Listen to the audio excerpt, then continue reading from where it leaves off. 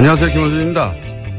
박근혜 정부 시절 결정된 한일 위안부 합의는 이병기 전 대통령 비서실장이 국정원장으로 재직하던 시절 주도에 시작됐다는 의혹이 제기됐습니다. 우리로서는 도저히 받아들일 수 없는 최종적이고 불가역적이라는 표현과 위안부에 대해 앞으로 국제적으로 비판하지 말 것에 합의한 것을 비롯해 당사자인 할머니들의 뜻이 전혀 반영되지 않았고 수령을 거부하는 할머니들 자신들도 알지 못하는 사이 돈을 입금 처리하는 등 과정 전체가 마치 군사작전처럼 처리됐던 것이 이제야 이어갑니다. 이 합의는 단순히 그 내용을 국민 정서상 받아들일 수 없다는 차원을 넘어서 그 이전까지 전쟁 범죄와 보편적 인권 차원에서 국제적으로 인식되던 위안부 사안을 제3자가 개입할 수 없는 외교적 갈등, 국가 간 이견의 문제로 전환시켰습니다. 여성에 대한 국가 차원의 조직적 범죄를 저지른 일본이 그 피해자들에게 마땅한 사과 인정 없이 역사를 부정할 기회를 우리 스스로 제공했다는 점에서 이 합의를 주도한 이들은 역사에 대한 범죄자이기도 합니다. 반드시 그 과정을 밝혀내고 그 책임자를 엄벌에 처해야 한다. 김어준 생각이었습니다.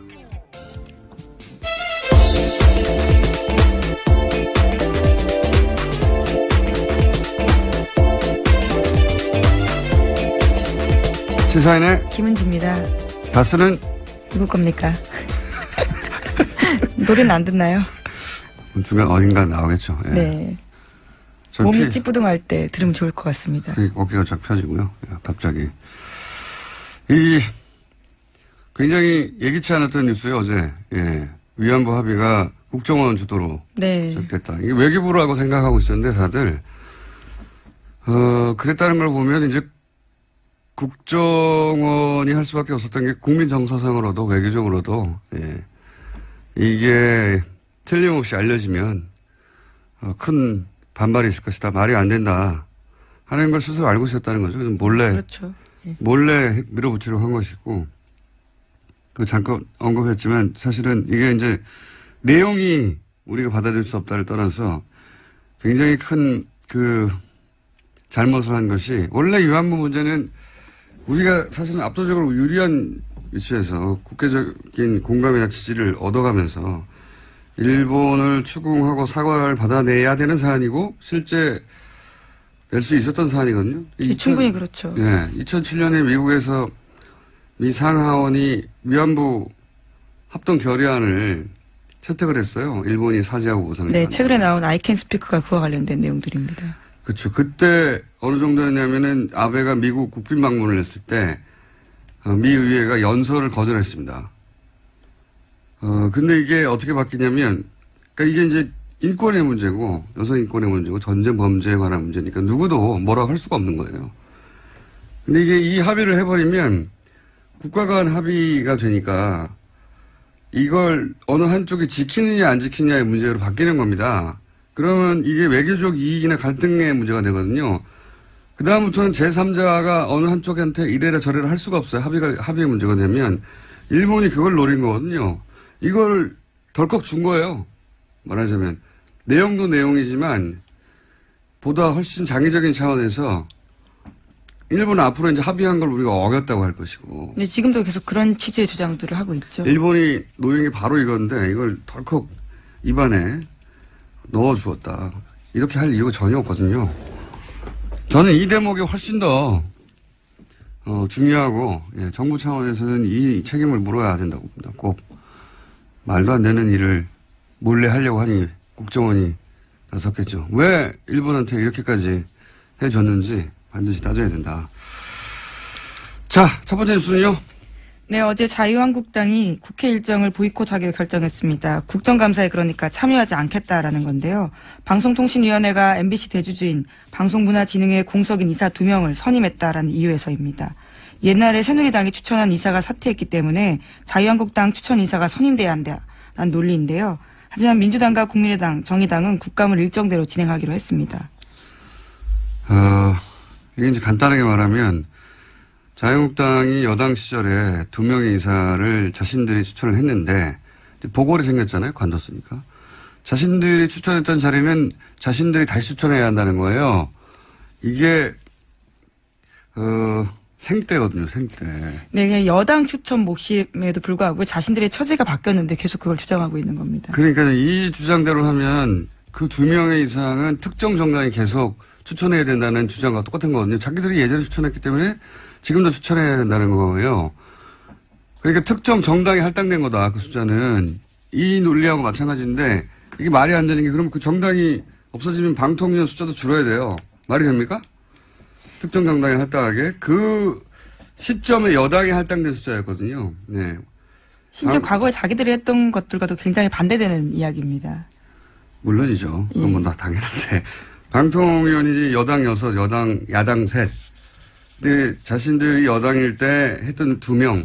이걸 자신들이 이제 야당이 됐는데도 여전히 자신들이 추천했던 숫자이기 때문에 사람들이기 때문에 자신들이 해야 한다는 거예요. 이 논리대로면 자유한국당은 앞으로도 계속 6명을 추천해야 되는 겁니다. 자기들이 한번 추천했기 때문에 계속 6명의 보궐 추천권을 가지고 있다는 논리하고 마찬가지거든요. 이 정권 교체를 인정 안 하는 거죠. 네. 그리고 또 한 가지 저는 책임을 묻고 싶은 게 언론이 이걸 여야 공방으로 보도를 하니까 누가 우기는지 모르잖아요. 이거 완전 우기는 거거든요. 그렇지 않게 보도하는 언론도 많습니다. 많지는 않더라고요. 있긴 있는데 생각해보면 정말 생떼예요. 자기들이 여당일 때 6명을 추천했는데 그중에 이번에 2명이 관뒀어요. 그런데 그 사람들을 또 자기들이 추천해야 된다는 거죠. 그러니까 자기들이 여당일 때 추천한 6명은 이 논리대로면 계속 6명을 추천해야 되는 거예요. 말이 안 되잖아요? 네.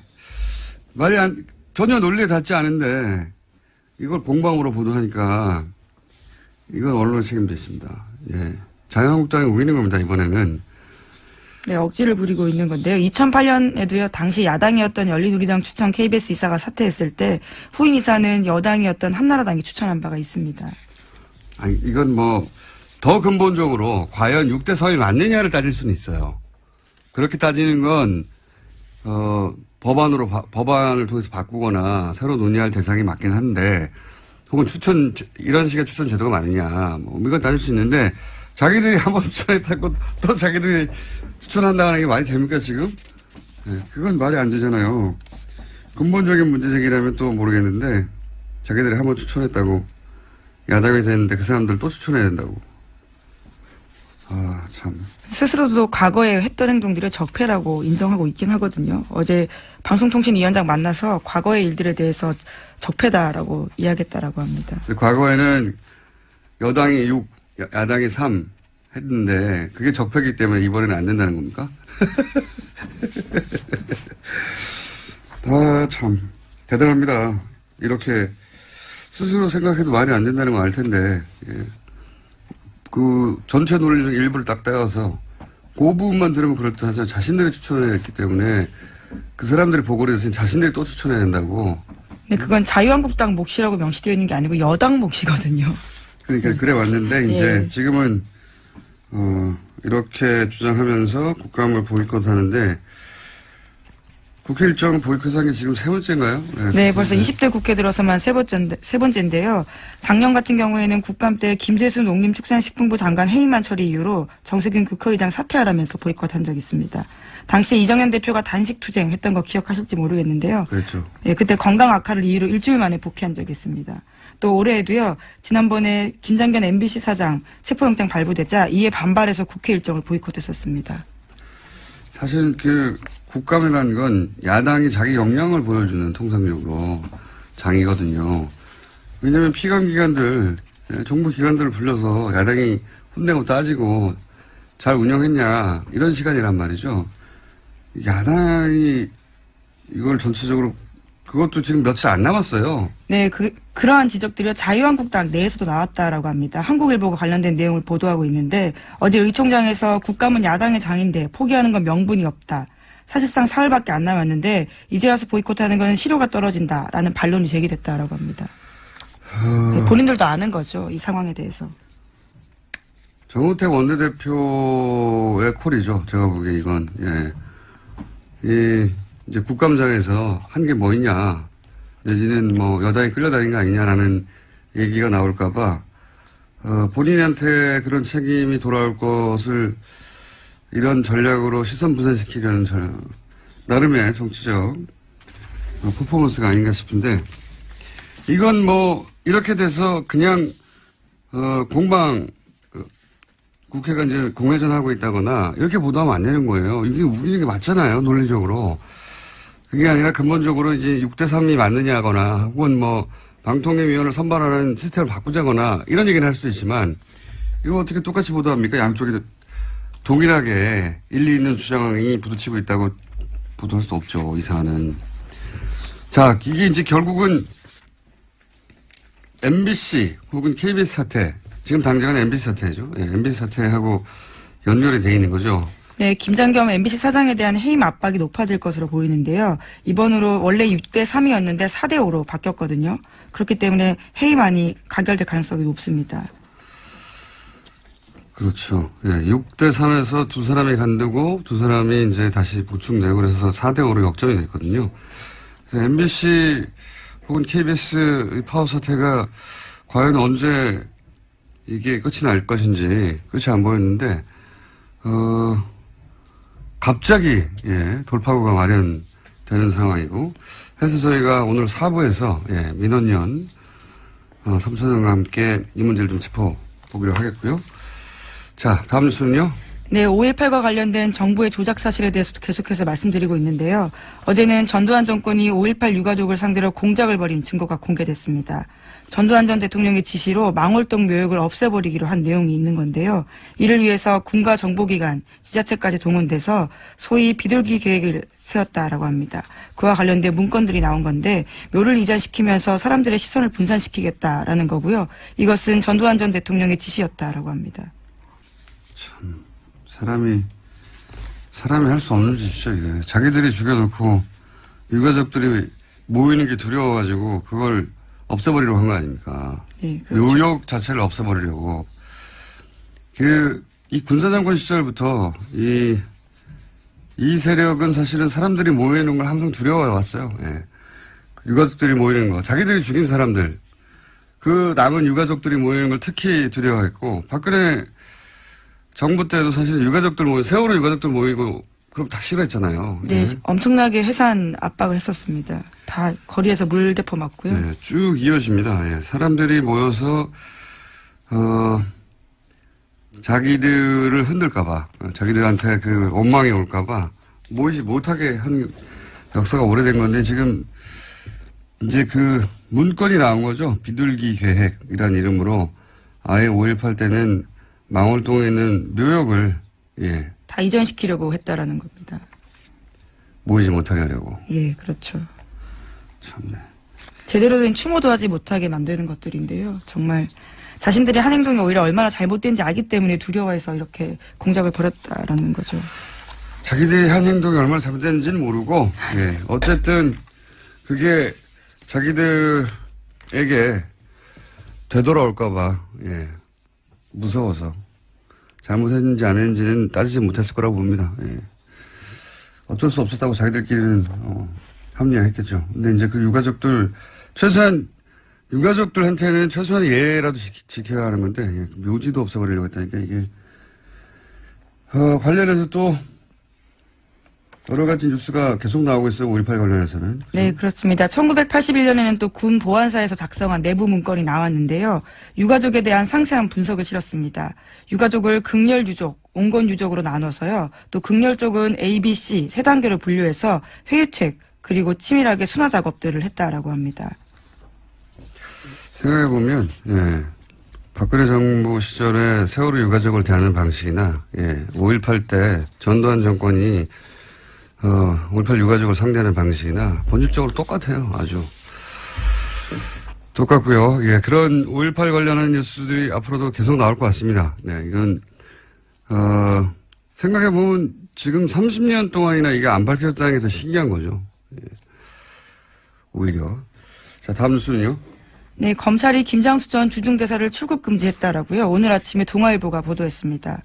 세월호 참사가 일어난 2014년 4월 16일 당시 대통령 국가안보실장이던 김 전 대사에 대해서 본격적인 수사가 진행되고 있는 건데요. 김 전 대사는 박근혜 전 대통령에게 세월호 침몰 사고 발생 당시에 유성과 서면으로 보고한 당사자입니다. 최근에 청와대 문건 등에 대해서 나왔던 것들이 있는데요. 관련된 조작 혐의에 대해서 수사를 받게 된 겁니다. 이게 이제 9시 반으로 30분이 앞당겨지긴 했는데 저는 9시 반 시간도 맞는가 의심스럽다.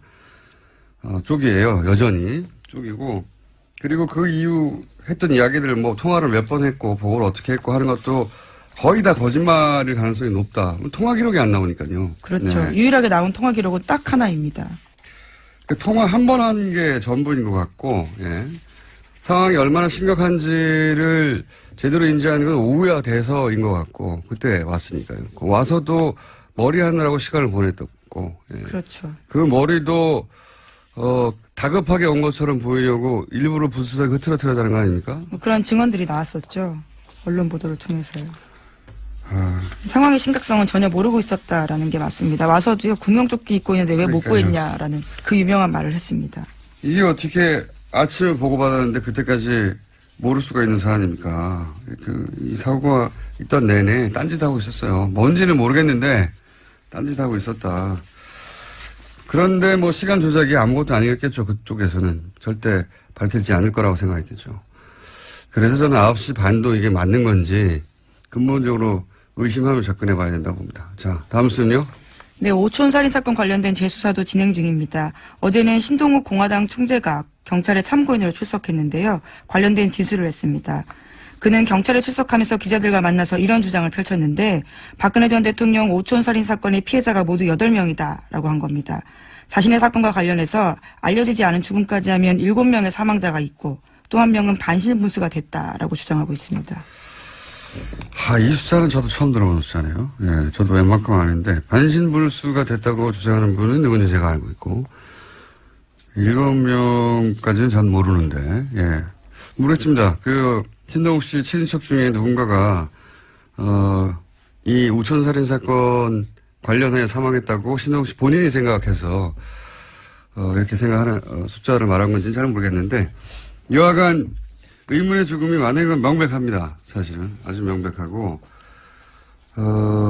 그리고 이제 또 하나 신동욱 씨가 주장한 것은 원래는 이 사건은 박지만 씨가 자신을 중국 청도로 사망한 박용철 씨를 사주에 납치해서 살해하려고 하였다. 이렇게 주장하면서 사건이 불거지기 시작한 거거든요. 예, 그렇죠. 근데 지금은 좀 입장을 바꿨습니다. 박지만 씨가 아니라 사주한 주체는 신동욱 씨의 주장으로는 이름을 특정하진 않았지만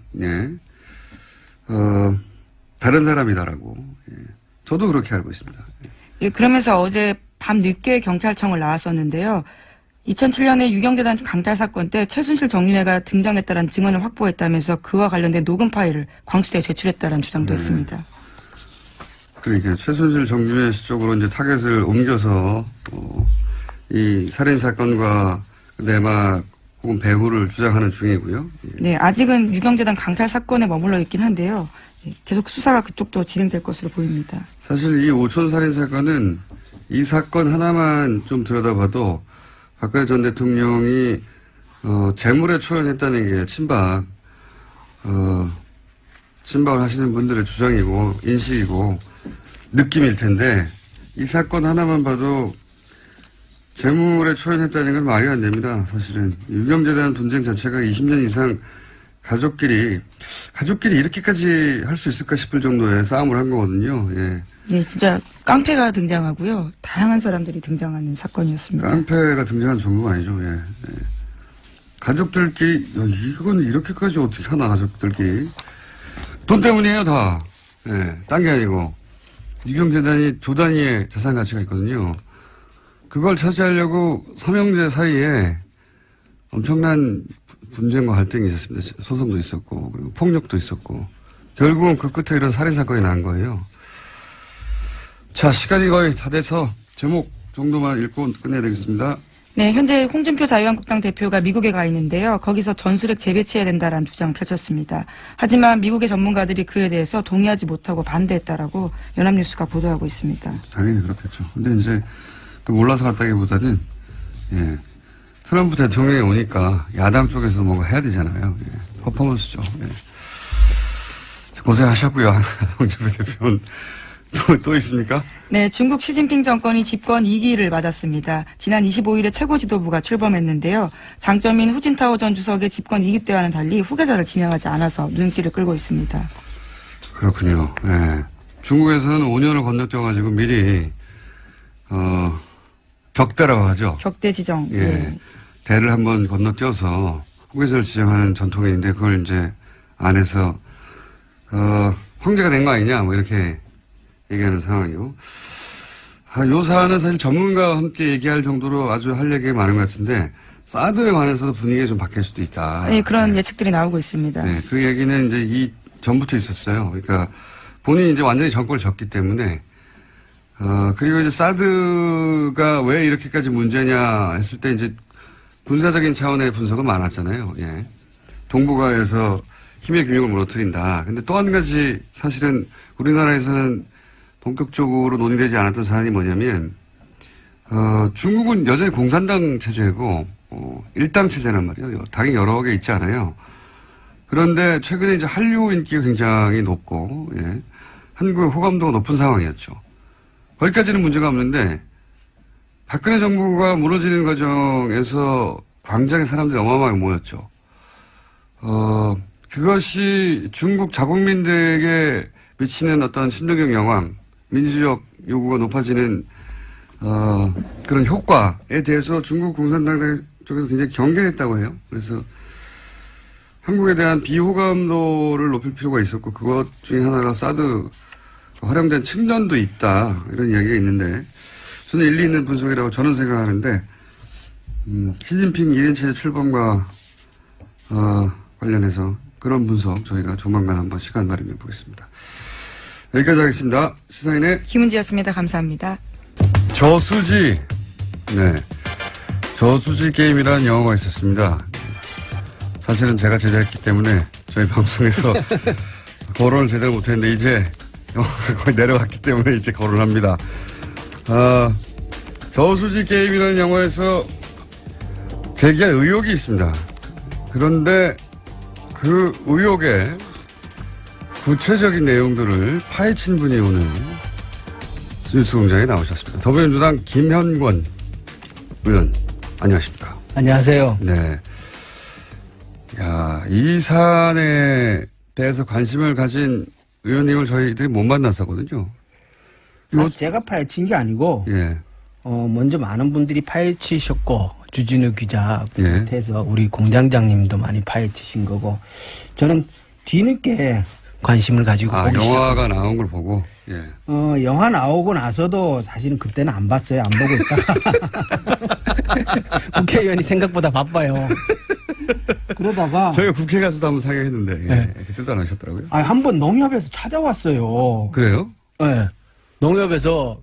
농림축산이 있으다 보니까. 그렇죠. 예. 제가 그 상임위가 거기니까. 예. 찾아와가지고 이걸 설명을 하는 거예요. 저한테. 묻지도 않았는데.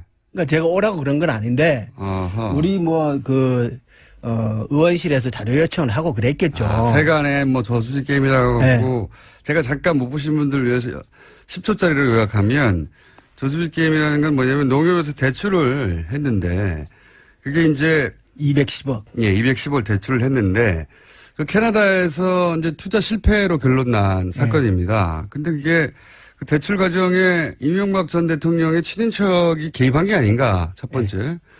그리고 이게 투자 실패가 아니라 사기였던 거 아닌가. 예. 그렇죠. 사기라고 보죠. 예, 사기였던 거 아닌가라고 이제 영화에서는 그러니까 대통령 친인척이 연루되어 있는 사기극이 아니었나. 그렇죠. 라고 의혹을 제기하는. 대출이 시작되는 초기에 친인척이 농협의 현장 방문을 했다. 그것을 봤다라는 사람이 일부 있는데요. 예, 거기서부터 이제 그렇죠. 친인척의 개입이 제기되는데 예. 지금 물론 이거는 의혹이지 확인된 게 아닙니다. 그런 의혹이 있다. 예. 그런 의혹이 있다고 문제 제기를 하고 그래서 이것은 권력형 비리의 초기 단계였던 거 아닐까. 왜냐하면 임기 초였거든요. 이때가 아주. 그런 의혹을 제기하는 거였는데 이제 영화는 그런 의혹을 제기하는 수준에서 끝이 났는데 의원님 거기서 한 발 더 들어가신 거죠. 그죠? 그러니까 그 직원이 찾아와서 설명을 하는데 제가 유심히 본 거는 이게 농협의 상호금융 특별회계의 돈이라는 거예요. 예. 이게 무슨 말인지 잘 몰라 일반인들은. 예. 그렇죠. 모르죠. 농협이라 그러면 농협은행이 있고 예. 이건 중앙회예요. 예. 이건 이제 정부 출자금 등이 이제 기초가 되는 돈이고 회원 농협, 그러니까 시골에 가면 있는 조합원들이 가입해서 운영하는 회원 농협의 돈을 모아놓은 게 상호금융 돈이에요. 그러니까 중앙의 돈하고 예. 상호금융 돈하고는 뿌리가 달라요. 그렇군요. 예, 상호금융은 이건 완전히 농민들 돈인데 그러네요. 상호금융 돈은 굉장히 보수적으로 운영을 해요. 그렇죠. 그래서 그래야 되겠죠, 당연히. 예, 이 돈을 가지고 해외에 투자를 한다? 있을 수 없는 일이에요. 그런 사례도 없고. 여기서부터 이상하군요. 네. 그래서 저는, 왜 상호금융 특별회계의 돈을 가지고 해외 투자를 했지? 그런 전례가 없다고요? 전례가 없어요. 이게 농민들의 사실은 그야말로 땀이 묻은 돈 아닙니까? 예, 이게. 그 돈은 굉장히 날리면 안 되니까 보수로 그렇죠. 운용해 와서 해외 투자를 안 하는데 예. 요 돈으로 투자를 했더라. 요 돈으로 투자를 했고, 아하. 2008년도에 상호금융 특별회계가 1777억이라는 어마어마한 적자를 봐요. MB가 취임하던 해잖아요. 네, 그때 이런 투자가 많이 일어났거든요. 그때의 그 당시에 그런 붐이 좀 있었죠. 예. 있었는데 상호금융 특별회계의 전체적인 회계를 보면 지난 40년 동안 단 한 번도 적자를 낸 적이 없어요. 그 해만 적자였어요. 그 해만 적자를 냈어요. IMF 때도 상호금융 특별회계는 흑자를 봤어요. 그래서 야 이상하다. 그런 배경을 듣고 보니 더 이상하네요. 저는 그거 왜 이 몰랐거든요. 돈을 가지고 했을까? 그거는 농민들 돈이기도 하면서 중앙회에서 관리를 하는데 예. 이게 중앙회 입장에서 보면 어쩌면 이게 주인 없는 돈으로 비춰졌을 수 있는 거예요. 네. 그래서 예리하십니다. 제가 그건 저도 몰랐어요. 거기서 조금 야 이거 이상하다. 왜 이 돈을 갖고 투자를 했지? 그러면서 이제 보기를 시작을 한 거죠. 아하. 영화가 있다는 것만 아셨지 내용은 그때까지 영화를 못 봐서 영화는 그 뒤에 봤습니다. 예. 극장에서 내려갔습니다, 이제. 근데 그래서 제가 지금 말하는 겁니다. 네. 근데 저희는 이제 대통령의 친인척이 연루된 의혹에 포커스를 맞췄는데 근데 의원님은 그 이전에 아니 요 돈 자체가 이렇게 쓰일 돈이 아닌데 쓸 돈이 절대 아니라는 예. 거죠. 예. 게다가 요 돈 관련해서는 적자가 난 적이 없는데. 난 적이 없습니다. 한 번도. 예. 예. 최초로 유일하게 이때 적자가 났다. 2008년도 아하. 이후로도 적자가 난 적이 없고. 그런데 아하. 원래 MB는 예. 제가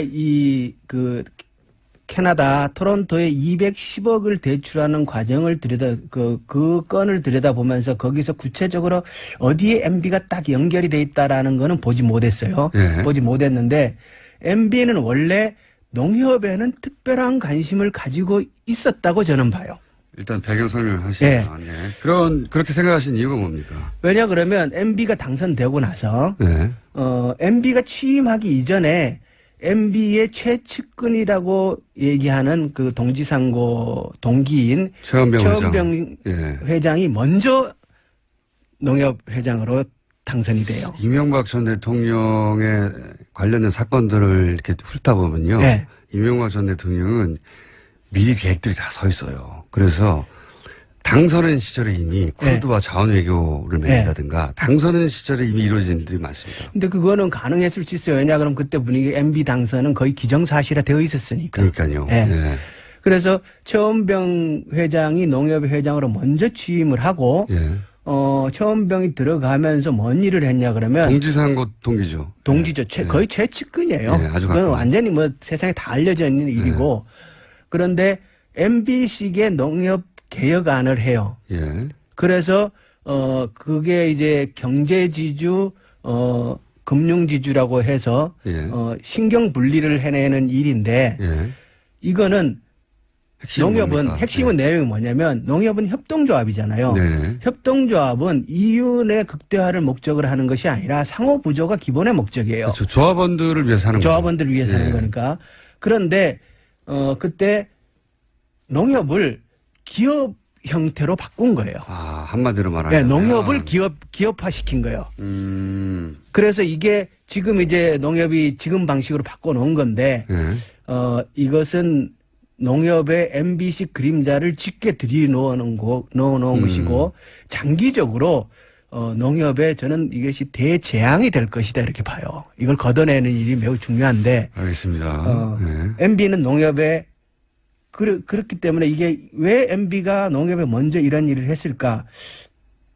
돈 냄새를 먼저 맡고 이 돈, 농협 돈이라는 게 어쨌든 주인 없는 돈. 처럼 보이는 면이 있다. 그런 측면이 있으니까. 예, 운영할 때. 예. 예. 그 대개혁을 하고 그 이후에 꾸준한 작업을 또 아시다시피 MB 기간 동안 뭡니까 이게, 서버 전산이 정지되는 일이 그렇죠. 대형 사고가 터지잖아요. 그렇죠, 그렇죠. 굉장히 이상한 예. 사건이죠. 도저히 있을 수 없는 전산이 예. 마비되는. 북한이 했다고 하고 북한이 끝나버려요. 했다는. 예.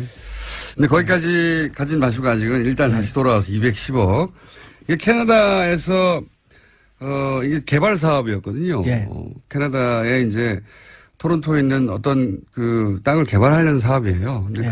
거기다가 농협이 210억을 대출해 줍니다. 예. 돈 다 날렸어요, 결국. 다 날렸는데 그 과정을 들어가다 보면 대출의 과정도 이해가 안 가고 첫 번째. 두 번째. 농협이 이렇게 돈을 날리면 돈을 회수하려는 노력을 당연히 금융기관이 해야 되는데 회수하는 노력을 또 안 합니다. 그리고 이것이 끝이냐. 그게 아니라 이런 식으로 농협이 돈을 이상하게 날려먹은 애초에 날릴 걸 알고 시작했나 싶은 이상한 사안들이 여러 개고 또 한 가지 또 특징은 그 은행. 예. 은행이 캐나다의 특정 은행인데 이 은행과 자원외교도 다 연결돼 있어요. 그래서 이상하다. 이 은행을 통해서 이상한 일들이 많이 일어난 것 같다. 그렇죠. 그래서 그 돈이 흘러 어딘가에 같이 다 모여 있는 거 아닌가 저수지에. 그게 영화 내용이죠. 예, 저수지가 있는 거 아닌가 이런 겁니다. 예. 예. 큰 틀에서는. 자, 그런데 좀 더 구체적으로 들어가서 대출 과정에서는 뭐가 이상합니까? 요약해 주시면. 210억이라는 돈을 캐나다 현지 법인과 그것의 한국 법인이 함께 움직이는데요. 네. 캐나다에서 주상복합 개발을 시설을 하려고 개발을 하는. 한다는 프로젝트를 추진을 합니다. 그렇죠. 네. 추진하고 현지에서 그게 실제 진행돼요. 네. 분양도 이루어지고. 네.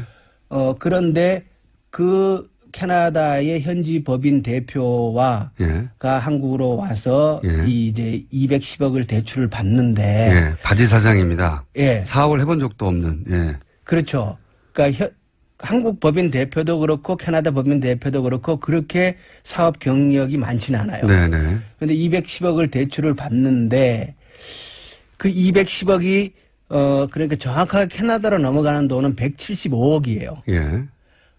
35억은 한국에 이제 이자와 수수료를 위해 남겨놓고 175억이 넘어가고 그 175억에서 또 운영비로 15억을 띄워놓고 160억 원어치의 신용보증 채권을 삽니다. 네네. 그럼 이거를 이제 설정을 해놓고 그걸 갖고 이제 담보죠, 한마디로. 담보를 네. 농협이 이제 신용 요걸 해놓고 예. 그리고 이제 진행을 해야 되는데 그걸 안 하는 거예요. 그러니까 한마디로 말하면 네. 이제 이게 사실은 지금 의원님이 설명에 애를 먹으시는 게 전문용어로 사용하지 않고 쉽게 설명하시려다 보니까 어려운 건데 왜냐하면 이게 복잡하거든요, 굉장히. 엄청 복잡해요. 예, 수익증권이 어떻게 돼가지고 뭐 등등. 그런데 한마디로 말하면 담보를 안 잡았다는 거예요. 그러니까 일종의 이런 거예요. 네. 그 수익증권이 이게 이제 160억짜리 수익증권인데 이게 핵심이에요. 네. 이 수익증권의 내용은 만기가 2년이고 예. 2년이 지나면 한국의 농협은 다시 160억을 돌려받을 수 있는 수익증권이에요. 그렇죠, 그렇죠. 그래서 매우 안정된 수익증권이에요. 그렇죠. 예. 돈을 그래서 날릴 리가 없는 거죠. 날릴 리가 없는. 네. 그러면 이 수익증권에 대한 설정, 예. 그러니까 이제 우리가 땅을 샀다고 치면 예. 당연히 등기를 해야 되지 않습니까? 이 수익증권에 대한 등기를 한국의 농협이 해야 되는 거예요. 예. 그런데 이것을 하는 과정에 캐나다의 변호인하고 이 수익증권을 발행한 캐나다의 농협, 그게 이제 RBC 은행이거든요. 예. 로열 뱅크 오브 캐나다. 예. RBC 은행. 자원외교도 다 이 은행을 통합니다. RBC 은행의 직원하고가 이 관여를 하는데 예. 그 사람들 그냥 말만 듣고 실제로 이 수익증권에 대한 담보 설정을 농협이 하지를 못해요. 예. 그 과정에서 농협 측의 법률 대리인 자체도 존재하지 않아요. 예. 캐나다의 그 현지 부동산 개발 업체의 변호인의 얘기만 듣고 일방적인 얘기만 듣는 겁니다. 일방적인 얘기만 듣고 투자를 받는 사람 쪽의 얘기만 예. 듣는 거예요, 지금. 예. 예. 그래서 결국은 2008년도에 돈이 대출되고 농협은 2010년도 만기가 돌아올 때까지 이것이 잘못됐다는 걸 전혀 인지하지 못해요. 그것도 상상할 수 없는 일인데요. 예. 그러다가 2010년도에 만기가 됐는데 돈이 안 들어오니까 그때 뭐 연락을 하는데 연락이 안 된단 말이에요. 예. 그래서 부랴부랴 그다음부터 이제 문제가 생긴 걸 아는데. 생각해 보시면 우리가 뭐 은행에서 한 1억, 예. 1억 정도 대출 받으려고 1억이 뭐 5천만 원만 그렇죠. 대출 받으려고 해도 무슨 아파트 뭐 들고 가가지고 다 확인합니다. 다 사인하고. 근데 이게 총 210억 대인데 예. 그 담보가 확인이 안 됐다는 거예요. 이게 말이 안 되지 않습니까? 그러니까 사고가 터질 때까지 담보가 확인됐는지 안 됐는지 자체도 농협은 그 당시에 몰라요. 이게 말이 안 되는 거예요. 예. 예. 그래갖고 사고가 터지고 나서 연락도 안 되고 뭔가 이렇게 조치를 취하려고 서류들을 보니까 예. 실제 이 담보 설정이 그 농협 앞으로 되어 있는 것이 아니라 캐나다의 그 개발 업체의 현지 법인 대표와 처의 이름으로 수익증권이 되어 있었고, 그러니까 그렇게 그 사람들이 그 수익증권을 담보로 해서 90억과 60억을 이미 또 담보해서 대출해서 받아 가버렸기 때문에 이 수익증권은 그 150억은 대출해 가버렸고 10억은 이자로 돼버리니까 수익증권은 이미 깡통이 돼버리는 상태인 거예요. 이게 설명 알아들으실까 모르겠네. 그래서 그러니까 돈을 대출을 하고 수익증권이라는 게 말씀하신 대로 2년 있다가 나한테 160억이 돌아오는 증서입니다. 일종의 질권처럼 받으려고 질권이라는 거는 용어가 많이 나오네요. 전당포 생각하시면 전당포. 네, 맞아요. 돈 빌려주면 시계 받잖아요. 그렇죠? 땅 사면 등기한다 이렇게 생각하면 그렇죠. 돼요. 그런 담보가 있어야 되는데 그래서 이 수익증권을 2년 있다가는 160억을 수익증권을 가지고 있는 사람한테 주는 그런 약속 증서죠. 그런데 알고 봤더니 그 160억을 농협이 받아야 되는데 그 160억은 다른 사람이 받는 걸로 돼 있는 겁니다. 그렇죠. 황당한 거죠. 황당한. 돈은 농협이 총 210억을 썼는데 거기에 대한 그 개발 이익이든 뭐든 보상은 다른 사람이 받도록 돼 있다는 걸 농협이 2년 동안 몰랐다는 게 말이 되나요, 이게? 이게 제가 설명이 됐나 모르겠네요.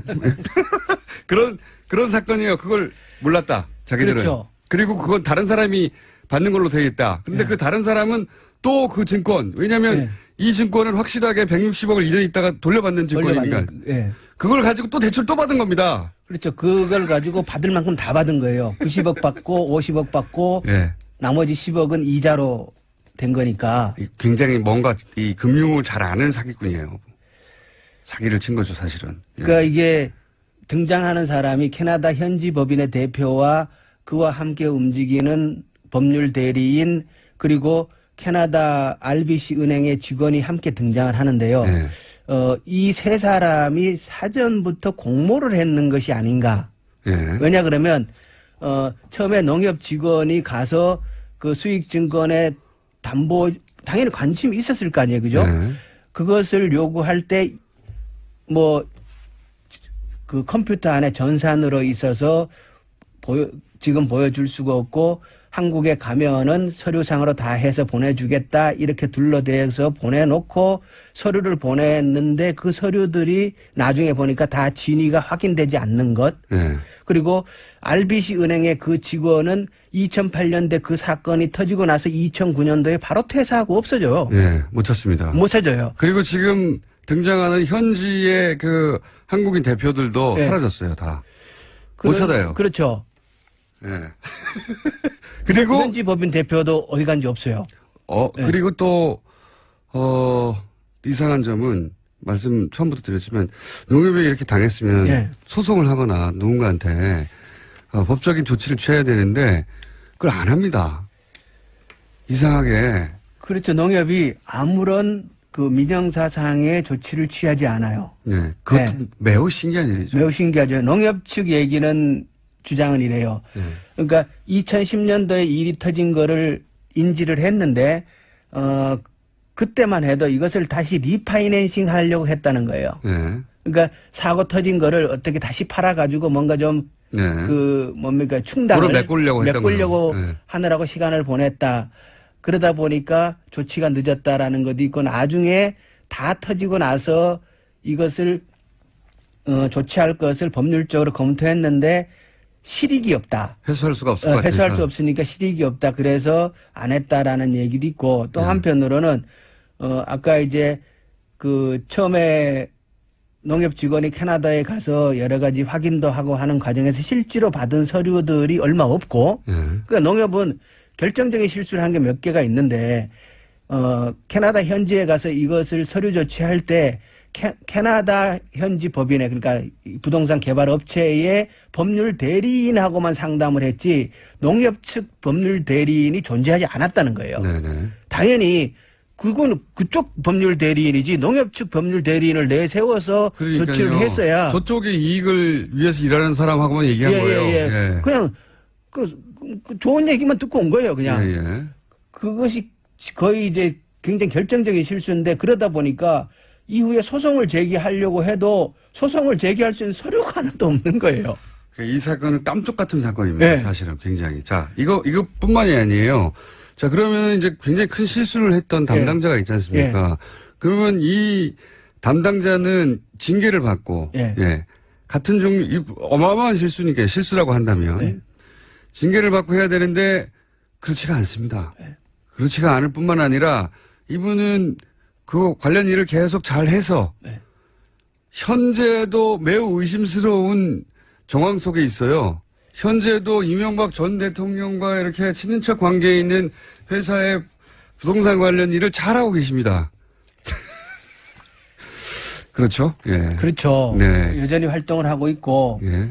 또 좀 이제 의심이가 나중에 이제 이 사람이 그 수익증권에 대한 담보 질권 설정을 하지 않은 이유로 징계를 받아요. 예. 징계를 받고 그리고 이제 농협도 손해를 추징을 하는데 처음에 농협에서 그 제기한 금액은 1억 9천 얼마인가 돼요. 1억 9천이요. 예. 예. 그것도 이제 매우 작은 돈이긴 하지만 실제로 이 사람이 나중에 내는 돈은 4천만 원이에요. 예. 그걸로 끝나요. 예. 근데 농협 얘기는 이 당사자가 소송을 제기해서 4천만 원으로 판결을 받았는 거기 때문에 어쩔 수 없었다라고 얘기를 하지만 제가 이제 국감에서도 그 얘기를 했는데 소송에 임할 때 과연 농협은 그 돈을 제대로 받기 위한 최대한의 노력을 했는가 아니면 네, 네. 형식적으로 임해서 4천만 원으로 마무리 짓고 만 건지 네. 의심이 간다 이런 얘기를 했는데 여러 가지 좀 석연찮은 점이 많습니다. 석연찮은 점들이 꽤 있어요. 예. 오늘은 그 기본 틀만 얘기하는데 거의 시간이 다 갔는데 그런데 이게 이런 건이 이 한 건이 아니다. 그렇죠? 예. 그렇죠. 이게 이제 제가 들고 나온 게 농협 내에서 특별감사 결과 보고서인데요. 예. 이 보고서에 보면은 예. 최종적으로 보고서는 잘 정리돼 있어요. 잘 정리돼 있는데 최종적으로 조치 요구 사항으로 당시에 국내 시행사 대표와 캐나다 현지 법인의 대표 그리고 현지 변호사 누구누구 그리고 RBC 은행의 그 직원에 네. 대하여 민형사적인 소송을 제기할 것을 결로 요구해요. 욕을 하는데도 욕을 불구하고. 농협 내의 특별감사 결과 보고서에 네. 조치하라고 요구를 해요. 예. 그래도 안 합니다. 이거 이상한 거죠. 네. 이상하죠. 농협 내부 감사에서 아니 그러면 그쪽에 사기친 놈들 고소고발 해야지 네. 했는데 안 합니다. 결국은 그러니까 민형사적인 소송에 들어가야 일이 시작이 되는데 그렇죠. 아까 이제 결국 관심을 가진 거는 우리가 이제 그 90억과 60억이란 돈을 현지 법인에서 그 대출을 받지 않습니까? 추가로 대출받죠. 그 90억과 60억이 어디로 갔을까를 들여다보기 시작을 하면 이 돈이 저수지로 연결됐을 가능성을 추적할 수 있을 것이다라는 거잖아요. 그죠? 당연히 그런 건데요. 예. 근데 그거를 하려고 하면 결국 소송에 들어가야 되는데 피해자가 소송을 해야 되죠. 예. 예. 안 한다는 거예요. 예, 그걸 안 한다는 겁니다. 그러면은 당연히 캐나다에 있는 은행을 열어볼 거 아닙니까? 당연히. 그렇죠, 예. 캐나다 그 수사당국과 협조해서 캐나다, 왜냐면 우리 공권력을 미칠 수 없으니까 돈은 여기서 잃었지만 사기는 저쪽에서 일어났으니까 그쪽에서 수사 의뢰를 했는데 수사 의뢰를 안 하니까 이게 추적이 안 되는 거예요. 네. 그래서 그냥 사건이 사라져버린 겁니다. 예. 제가 며칠 전에 이제 국감에서 형사적인 조치를 하라고 요구를 했더니 답변이 지금 검찰 조사 중이다 그러더라고요. 자, 의원님, 오늘은 일부에 해당됩니다. 제가 보니까. 예. 이 건이 이거 한 건만이 아닌 것이고, 그리고 이명박 전 대통령의 흔적이 또 등장을 하지 않습니까? 네. 그 이야기는 저희가 곧 다음 주에 2부를 준비하겠습니다. 오늘 여기까지 하겠습니다. 감사합니다. 예, 고맙습니다. 김현관 의원이었습니다. 쇼미더머니 안원구 전 대구지방국세청장님 나오셨습니다. 안녕하십니까? 예, 안녕하십니까? 예. 저희 다스 체조성 어떻습니까? 정말 상쾌합니다.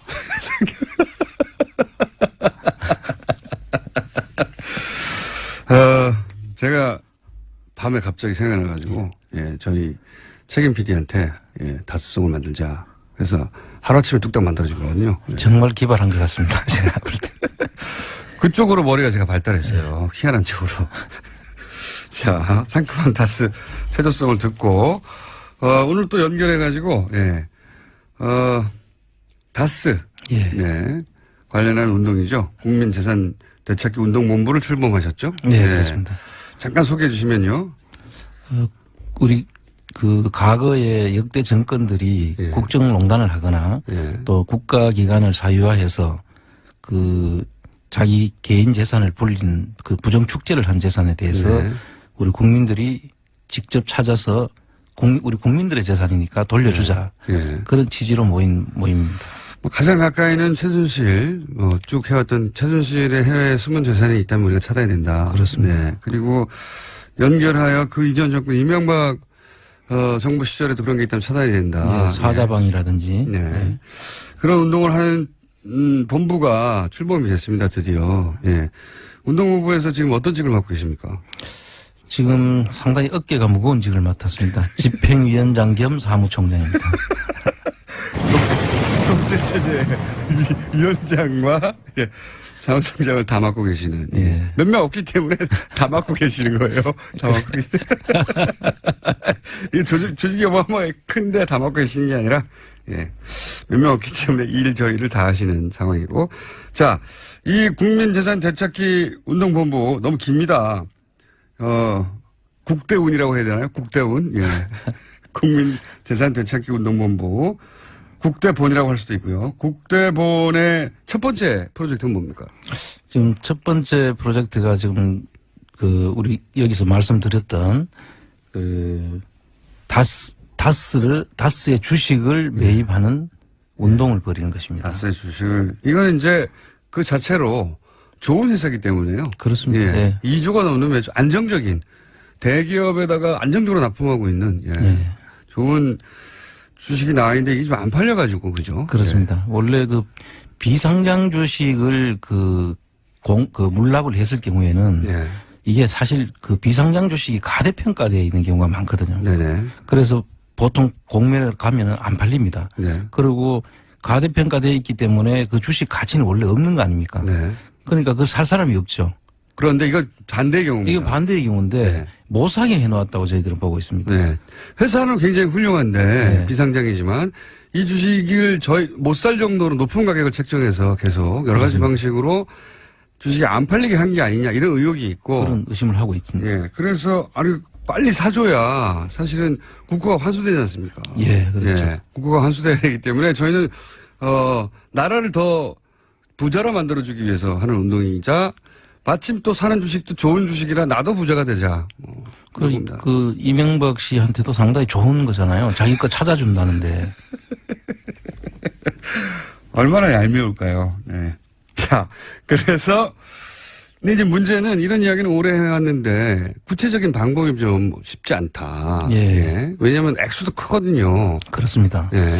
이게 이제 저희들이 전체 총 금액 19%에 해당되는 금액인데 그게 한 400억 정도 규모가 되는 예. 거죠. 그건 뭐 개인이 하긴 너무 어마어마하고. 그래서 다행히 이제 찾아보니까 예. 캔코에서 이거를 소액으로 나누어서 처음에는 한 번에 다 사야 됐었는데. 그렇습니다. 그렇죠. 이거를 이제 13%, 3%, 3% 이렇게 나누어 가지고 네. 이제 팔도록 해놨더라고요. 지금 이제 목표는 그 3%인 거죠. 그렇죠. 3% 정도 되면은 그 안에 이제 우리가 주총을 열자고 할 수도 있고 안에 서류를 보자고 할 수도 있고 그다음 감사원 선임에도 관여를 할 수 있고 하는. 서류도 볼 수 있고 감사 선임도 관여할 수 있습니다. 예, 그렇습니다. 그래서 얼마나 괴로울까요? 그렇게 되면. 그래서 지금 괴롭기보다는 얼마나 안 팔리는 거 저희들이 팔아주는 거잖아요. 일단 나라에서는 고마울 일입니다. 국가적으로는 그렇습니다. 세금이 환수가 안 되고 종이 쪽에 불과한 주식만 들고 있었는데 이제 국민들이 자 세금 가져가서 쓰십시오 하고 이제 사는 거 아닙니까? 예, 그리고 이제 자기 형제와 그 또 처남한테 가 있던 것을 예. 실제로 자기 거 아니라고 몰랐는데 우리가 예. 찾아주면 예. 고마워해야죠 우리한테. 그러니까요. 이게 내 재산이었어 이렇게 알게 되면 얼마나 기쁠까요? 자, 그래서 구체적인 방안에 대해서 여러 가지 법률적 검토도 하고 예. 쉽지 않아서 방법을 찾아오셨잖아요. 이제 예. 어느 정도 근접하셨습니까? 예, 지금 저희들이 일반 우리 펀드라이징을 할 때 예. 일반 펀드 경우에는 그 증권사에서 이걸 위임을 해야 되거든요. 예. 법률적 권한이 있죠. 예, 그래서 그렇기 때문에 또 많은 수수료도 들어가야 되고 하기 때문에 예. 어쨌든 모은 우리 국민들의 돈이 가지고 하는 건데 예. 이걸 돈이 안 들고 적게 소율적으로 하는 방법을 찾자고 해서 지금 이걸 전에 문재인 펀드라든지 예. 그다음에 우리 김종수가 만든 저수지 게임 네. 그 영화 펀드 만드는 형식을 차용하려고 저희들이 생각하고 있습니다. 그렇군요. 예. 이런 펀드들은 수익을 목표로 하는 게 아니라, 네. 이제, 공동의 목표 의식을 가진 분들이, 예. 개인으로 할 수 없는 일을 함께 하기 위해서 조금씩 돈을 일종의 공적 부도처럼 모으는 거죠. 그렇습니다. 예. 그럼 모아서 사실 저희들이 이자는 드릴 수가 없고 예. 그 대가는 이걸 찾아서 제대로 알려드리는 것. 궁금증을 해소시켜 주는 것이 어떻게 보면 이자로 저희들이 돌려주는 그런 몫이 될 것이고요. 그리고 실제 좋은 회사의 주식을 갖고 있는 거고요. 그렇죠. 예. 그 손해볼 일은 없을 거다. 예. 손해볼 일은 회사가 워낙 지금 튼튼하니까요. 네. 볼 일은 없을 거라고 전제하고 그러면 1차적으로는 돈을 펀드 어디다가 어떻게 하는 겁니까? 구체적으로? 예. 이제 SPC를 하나 만들고 회사, 다스 특수목적 회사. 주식을 사기 위한 특수목적법인을 하나 만들어서 예. 거기에서 이제 돈을 국민들한테 조금씩 차용해서 하는 형식을 지금 생각하고 그러니까 있습니다. 회사를 하나 만드는데 그 회사는 회사의 설립 목적 자체가 예. 이 다스 주식을 매입하기 위한 회사로 그렇죠. 한정하는 특수목적 회사를 하나 만들고 예. 그리고 이 펀드, 그러니까 돈을 이제 내는 분들에게 돈을 빌리는 형식으로 그 회사가 그렇게. 돈을 가져온다. 예.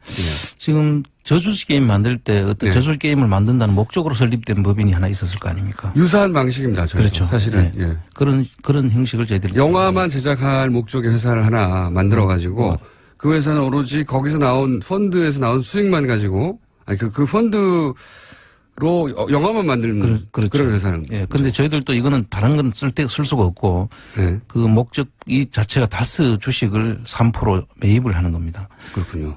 그래서 한 240억 정도 지금 현재는 평가가 돼 있는데 예. 이게 60%까지 떨어지면 예. 한 145억 정도 되거든요. 예. 그래서 14만 5천 원씩 10만 명이 내면 된다. 그렇습니다. 예. 이게 만주거든요. 3%가. 예. 그러니까 만주를 한 14만 5천 원씩만 내면 예. 10만 명만 10만 명이 모이면은 3%를 살 수 있고 살 수 있도록 돼 있습니다. 그 회사가 3%를 사서 그리고 나서는 서류를 좀 보자든가. 네. 네. 또는 각종 인선에. 예. 그 내용을 이제 저희들이 다 들여다 보려고 지금 하는 거죠. 그 아들한테 법정 대표를 맡긴다든지 예. 또 그 주식의 배당이나 이런 것도 요구를 할 수가 있지 않습니까? 주식 회사가 요구를 정말, 하는데 예. 안 될 수도 있지만 요구는 계속 할 수 있는 것이고요. 그렇죠. 배당을 주총을 하라고. 열자고 하고 주총을 내용을 하고. 볼 수도 있고. 네, 정당한 주주의 권리죠. 예, 그렇죠. 예, 정당한 주주의 권리를 행사할 수 있는 정도의 3% 수익을 그러면 이게 시작은 어떻게 하는 겁니까? 일단 저희들이 이제 홈페이지를 만들려고 하는 것이고요. 예. 그 홈페이지를 만들어서 이런 취지를 설명을 해서 충분히 설명하고 거기에 이제 참여하면서 네. 그 돈이 모여질 걸로 저희들이 보고 있고요.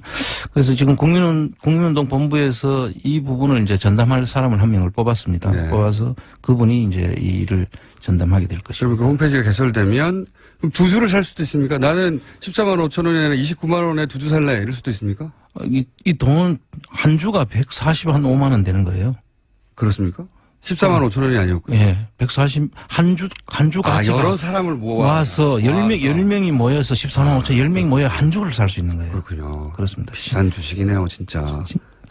삼성전자가 요즘 얼마인지 모르겠습니다. 그보다 훨씬 더 비싼 것 같은데요. 한 주에 145만 원. 예. 예. 그러면 그러니까 내가 10계좌로 한 주를 사겠다 이런 것도 가능합니까? 그렇죠. 그것도 가능하다. 예. 그럴 분이 있을지도 모르겠습니다만 최소 참여 단위가 14만 5천 원이니까 아니면 더 작을 수도 있습니까? 더 작을 수도 있습니다. 일단 모은 계좌 구자는 저희들이 좀 다시 좀 정리를 해봐야 되는데. 예. 그런데 이제 그날 국민운동 본부 하는데 어떤 분이 찾아오셨어요. 예. 그분은 이제 저희들 알고 보니까 옵셔널 벤처스라고 있지 않습니까? 그렇죠. BBK 주가 조작의 그 회사. 대상이 됐던 회사. 예. 거기에서 이제 소액주주들이 한 5,200명 정도가 그렇죠. 그 엄청난 집안의 파탄가 일어나고 그렇죠. 뭐 가정 불화도 소득대가 일어나고 날렸죠. 예. 예. 그 했던 분들인데 그 소액주주자들이 그 다스 140억 예. 찾아온 다스 그 돈 우리 거다라고 네. 지금 소송을 지금 하고 있대요. 그렇죠. 그분들이 우리 일에 찬동을 하고 당연히 찬동을 이게 우리 이 일을 적극적으로 좀 돕고 싶다. 같이 할 수 있는 방법이 없냐. 그렇게 지금 제의를 해왔습니다. 그래서 그분들까지. 예. 그분들은 이미 10년 이상을 이 일로 고통받으신 분들이에요. 그렇죠. 예. 그러니까 이런 기회가 생기면 적극적으로 참여하실 수 있겠죠. 그렇습니다. 그리고 예. 다른 그분들뿐만 아니라 거기 소액주주 연합회라는 게 결성이 돼 있는데요. 그 연합회에 있는 모든 소액주주 운동을 하시는 분들이 우리 일에 찬동을 하고 있고 적극적으로 돕겠다 해서 큰 우군을 지금 만났습니다. 방송을 오랫동안 들으신 분들 중에 고정 청취자들 중에도 틀림없이 물론 박수만 치고 응원하실 분도 있고 관심 네. 없으실 분도 있겠지만 나도 그렇게 좋은 회사면 참여하고 싶다라고 하시는 분들 분명히 있을 테고요. 예. 당연히. 제가 개인적으로 몇 분을 만나봤는데요. 기발한 아이디어라고 네. 너무 좋다고 자기도 적극 참여하겠다고. 기발한 아이디어죠, 사실은. 이게 이제,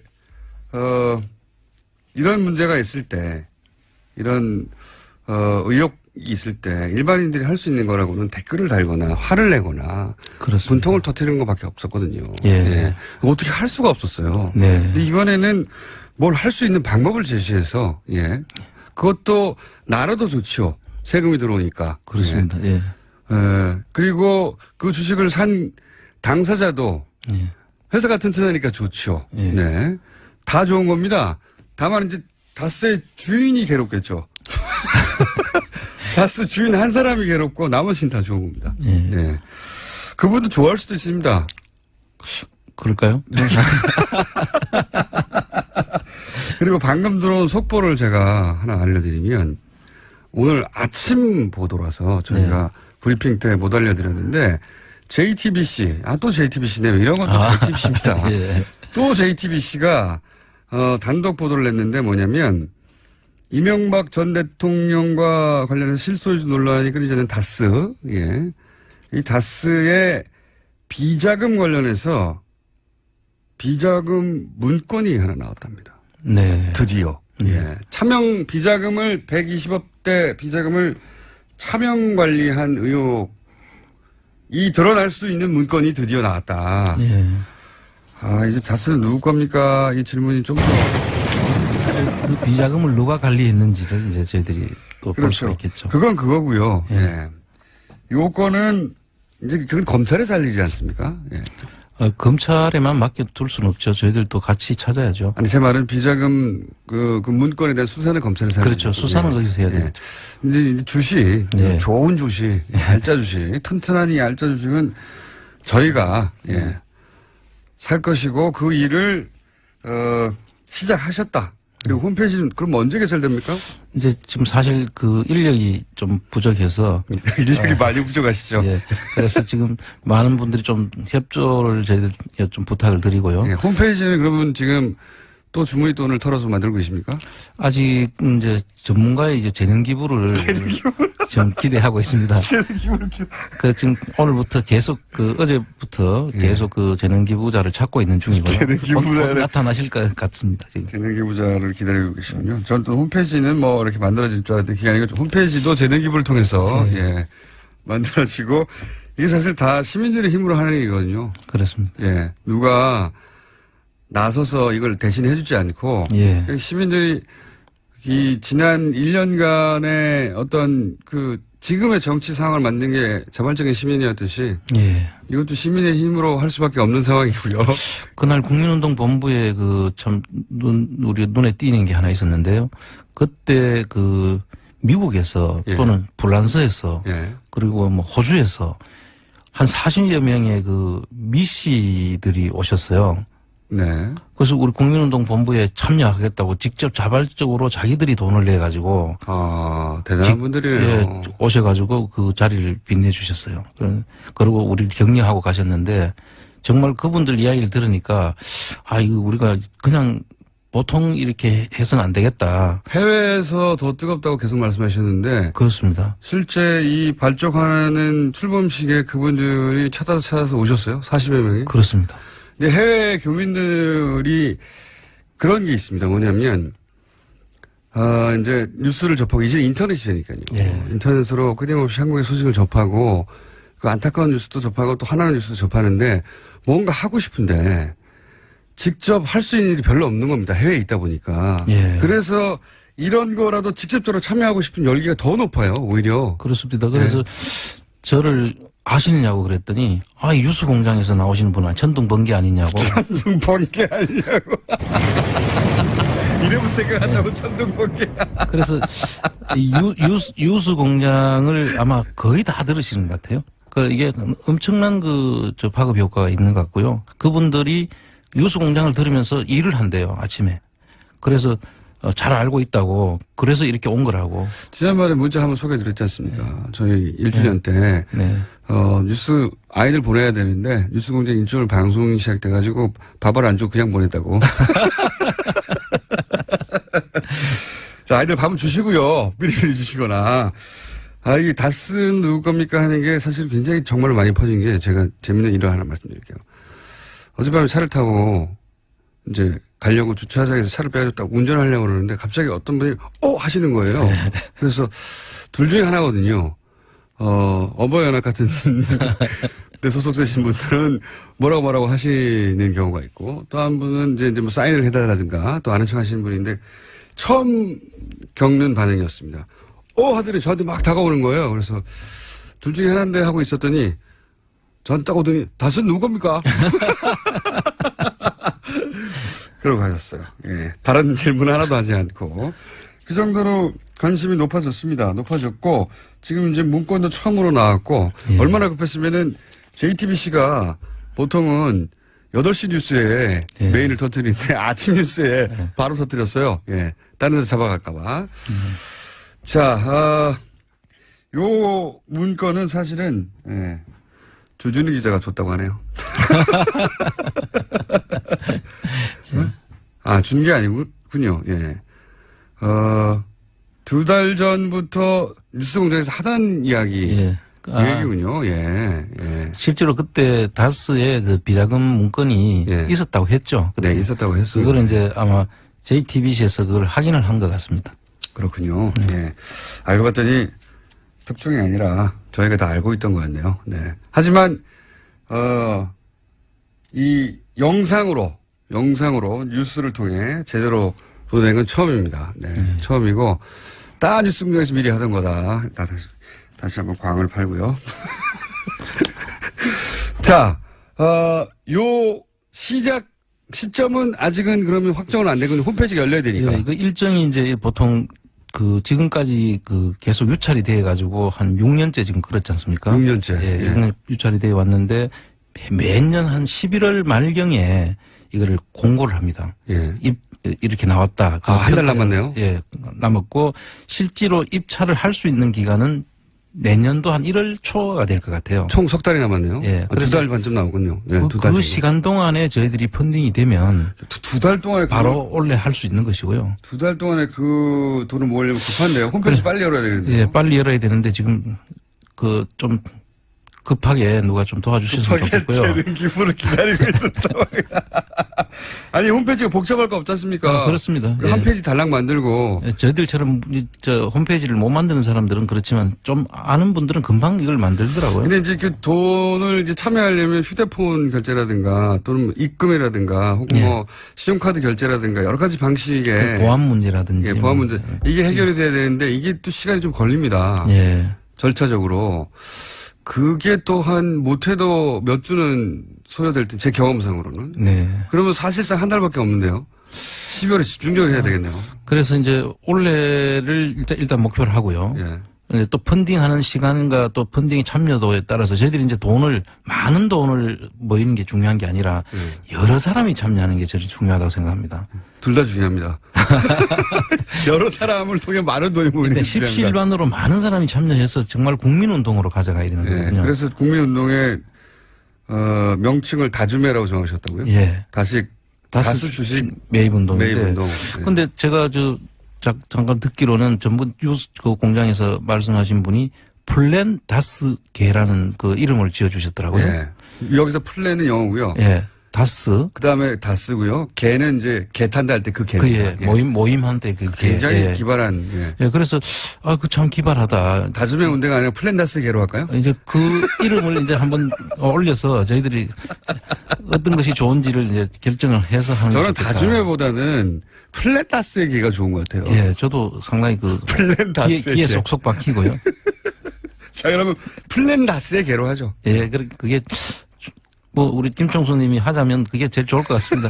아니 이 청취자가 올려준 그 맞습니다. 거죠. 예. 청취자분 한 분이 이게 이제 집단 지성이죠. 본인 생각하다가 플랜 플랜 다스 얘기잖아요. 그거를 네. 플랜을 영어로 바꾼 다음에 다스 한 다음에 개 맞지 않습니까? 이게 다 같이 개처럼 다 돈을 모아가지고 네. 다스 주식을 구매하자는 플랜이잖아요. 그래서 딱 들어맞아요. 플랜 다스의 개. 저희들은 그래서 그 모임에 참여하는 분들은 다 우리 회원이 될 것이고요. 네. 그래서 같이 이 운동을 벌이는 정신을 우리가 계속 좀 갈 수 있던 의미에서 너무 참 좋다. 그 개 모임이나 똑같지 않습니까? 우리 같은 생각을 가지고 있는 분들의 모임. 예. 뭐 이런 식으로 갔으면 좋겠습니다. 그럼 우리들은 전부 다 파트라슈가 되는 겁니까? 참여자들은. 그렇죠. 플랜 다스에게. 자, 플랜 다스에게, 프로젝트 출발하고요. 홈페이지가 개설되는 과정을 저희가 다 중계하겠고, 네. 중계되면 또 많은 참여를 바라고, 네. 14만 5천 원 아껴두세요. 쓸 때가 생길 겁니다. 자, 오늘 여기까지 하겠습니다. 예. 국세청장을 하시는 분이 지금 이런 걸 하고 계십니다. 이분이 단순히 국세청에 이제 근무하신 게 아니라 국세청장을 하시는 분입니다. 네. 알고 보면. 오늘 여기까지 하겠습니다. 안원구 전 국세청장이었습니다. 감사합니다. 네, 감사합니다. 불친절한 AS. 다시 한번 알려드립니다. JTBC에서 다스 120억 비자금 차명관리 의혹 문건이 드디어 입수됐다. 예. 뉴스공장에서 열심히 얘기했는데 이 문건을 입수하여 드디어 JTBC가 공개하고 아마도 저녁 뉴스에서는 자세히 다루겠죠. 예. 드디어 뭔가 구체적인 액수들이 막 나올 것 같습니다. 네. 자, 울산 사는데 다스는 누구 겁니까? 현수막이 걸려 있다고. 이게 이제 시민들의 힘이거든요. 예. 그냥 자기들이 하는 거예요. 너무 억울하다. 너무 답답하다. 찾아야 된다 하는 마음을 현수막으로 어떤 분들이. 예. 볼리비아에 사는 저희 형이 문자를 보냈습니다. 홍서가 뉴스공장에 문자 한번 보내라. 볼리비아에서는 대끼에 네스 다스라고 한다.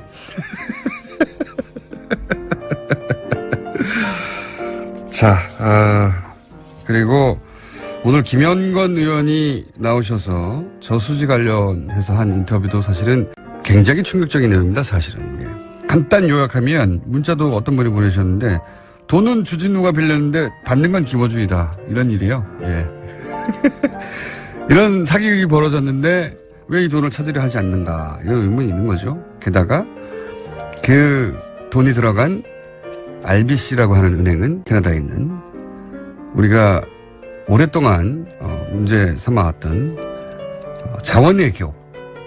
자원외교와 관련해서도 다 이 은행이 캐나다 은행으로는 등장합니다. 그래서 혹시 그 은행을 통해서 돈이 흘러들어서 어디 저수지에 고여있는 게 아닐까?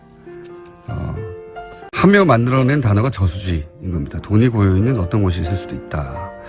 김현근 의원이 추적 중인 이 농협 대출건은 한 건이 아니라 여러 건이어서 다음에 또 시간을 마련해서 들어보기로 하겠습니다.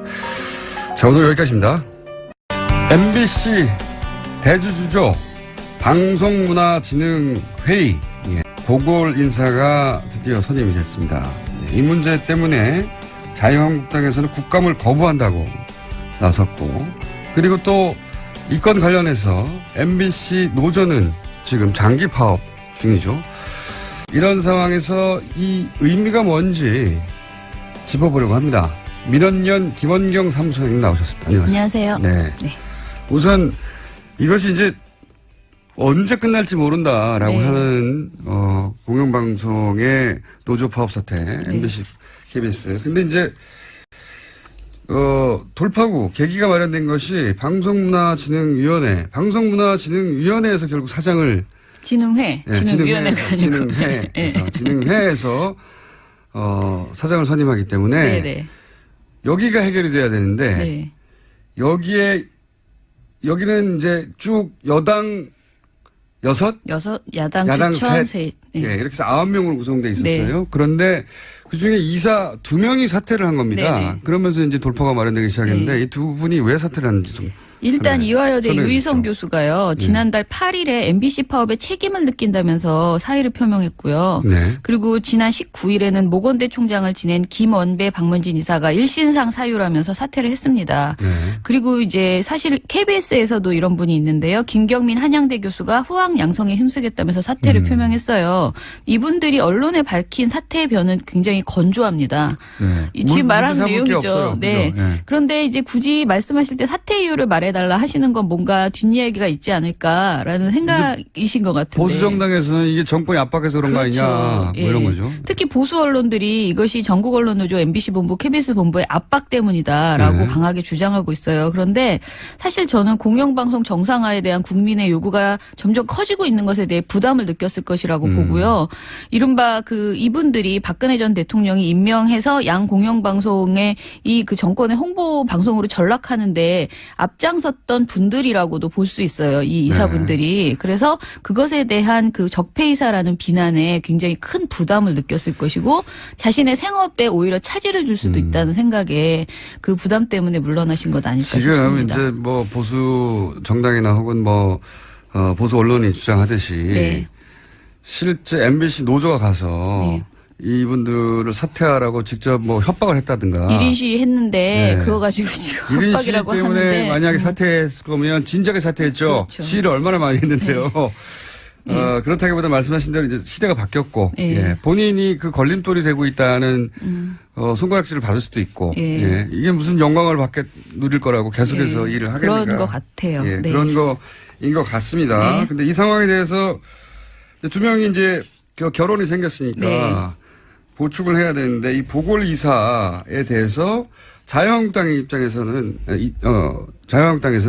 자신들이 추천한 인사이기 때문에 자신들이 추천한 인사가 나가니까 또 자신들이 추천해야 된다 이런 주장이잖아요. 이건 어떻게 생각하십니까? 그러니까 말도 안 되는 저는 주장을 하고 있어서 사실은 좀 창의적이다, 너무 웃기다 이런 생각이 들어요.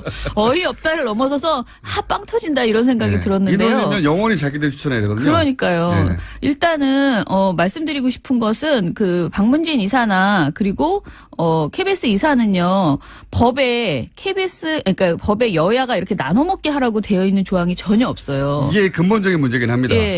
그러니까 방문진법에는 방송에 관한 전문 전문성 및 사회 각 분야의 대표성을 고려하여 방통위가 뽑으라고 임명하라고만 되어 있어요. 네. KBS도 마찬가지로 방통위에서 추천하고 대통령이 임명하는데 각 분야의 대표성을 고려하기만 하면 됩니다. 네. 그런데 이거를 국회에서 그렇게 여야가 나눠서 이제 추천을 해왔던 것이 관행이 됐을 뿐인데요. 오래된 관행이고 네. 계속 이제 여야가 바뀔 때마다 그렇게 해오긴 해왔어요. 네. 예. 그러니까 근본적으로 따지려면 이걸 따졌어야 되는 겁니다. 그렇죠. 예. 그러니까 법적 강제 사항이 아닌데 마치 이거를 이렇게 관행이 이러니 좀 이렇게 좀 해줘라고 부탁하는 것도 아니고 마치 자신들이 맡겨놓은 어떤 것이냐 너무나 당당하게 이건 내 거야 이렇게 우기고 있는. 원래 6명은 내 거야. 뭐 이런 네. 내가 6명 했으니까 네. 여야가 바뀌었고 네. 정권이 바뀌었지만 또 내가 해야 해 이거잖아요. 그리고 물론 저는 자기들이 집권을 했을 때는 안 그랬어요. 그리고 저는 무엇보다 자유한국당은 지금 공영방송을 장악해온 그 이명박근혜 정부와 한 몸이잖아요. 그렇기 때문에 방통위가 관행대로 그 보궐이사 적임자를 추천해달라고 요청을 했다 하더라도 심지어 요청을 했다 하더라도 우리는 지금 반성해야 되는 입장이다. 이렇게 해야 되는 사람들이라고 봅니다. 너무 많은 요구를 했어요.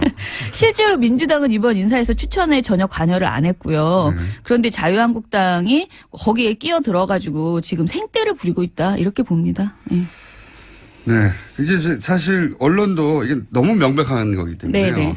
그러니까 이 논리가 너무 이상하잖아요. 네. 예전에 우리가 한번 추천했기 때문에 그 추천한 사람이 나갔으니 또 우리가 추천해야 된다는 건데 고 문장 하나만 보면 그럴듯한데요. 이 전체 상황을 보면 말이 안 되는 것이 말씀드렸지만 계속해서 자기들이 추천해야 되는 거죠. 이 논리대로면 계속 추천해야 되는 겁니다. 맞아요.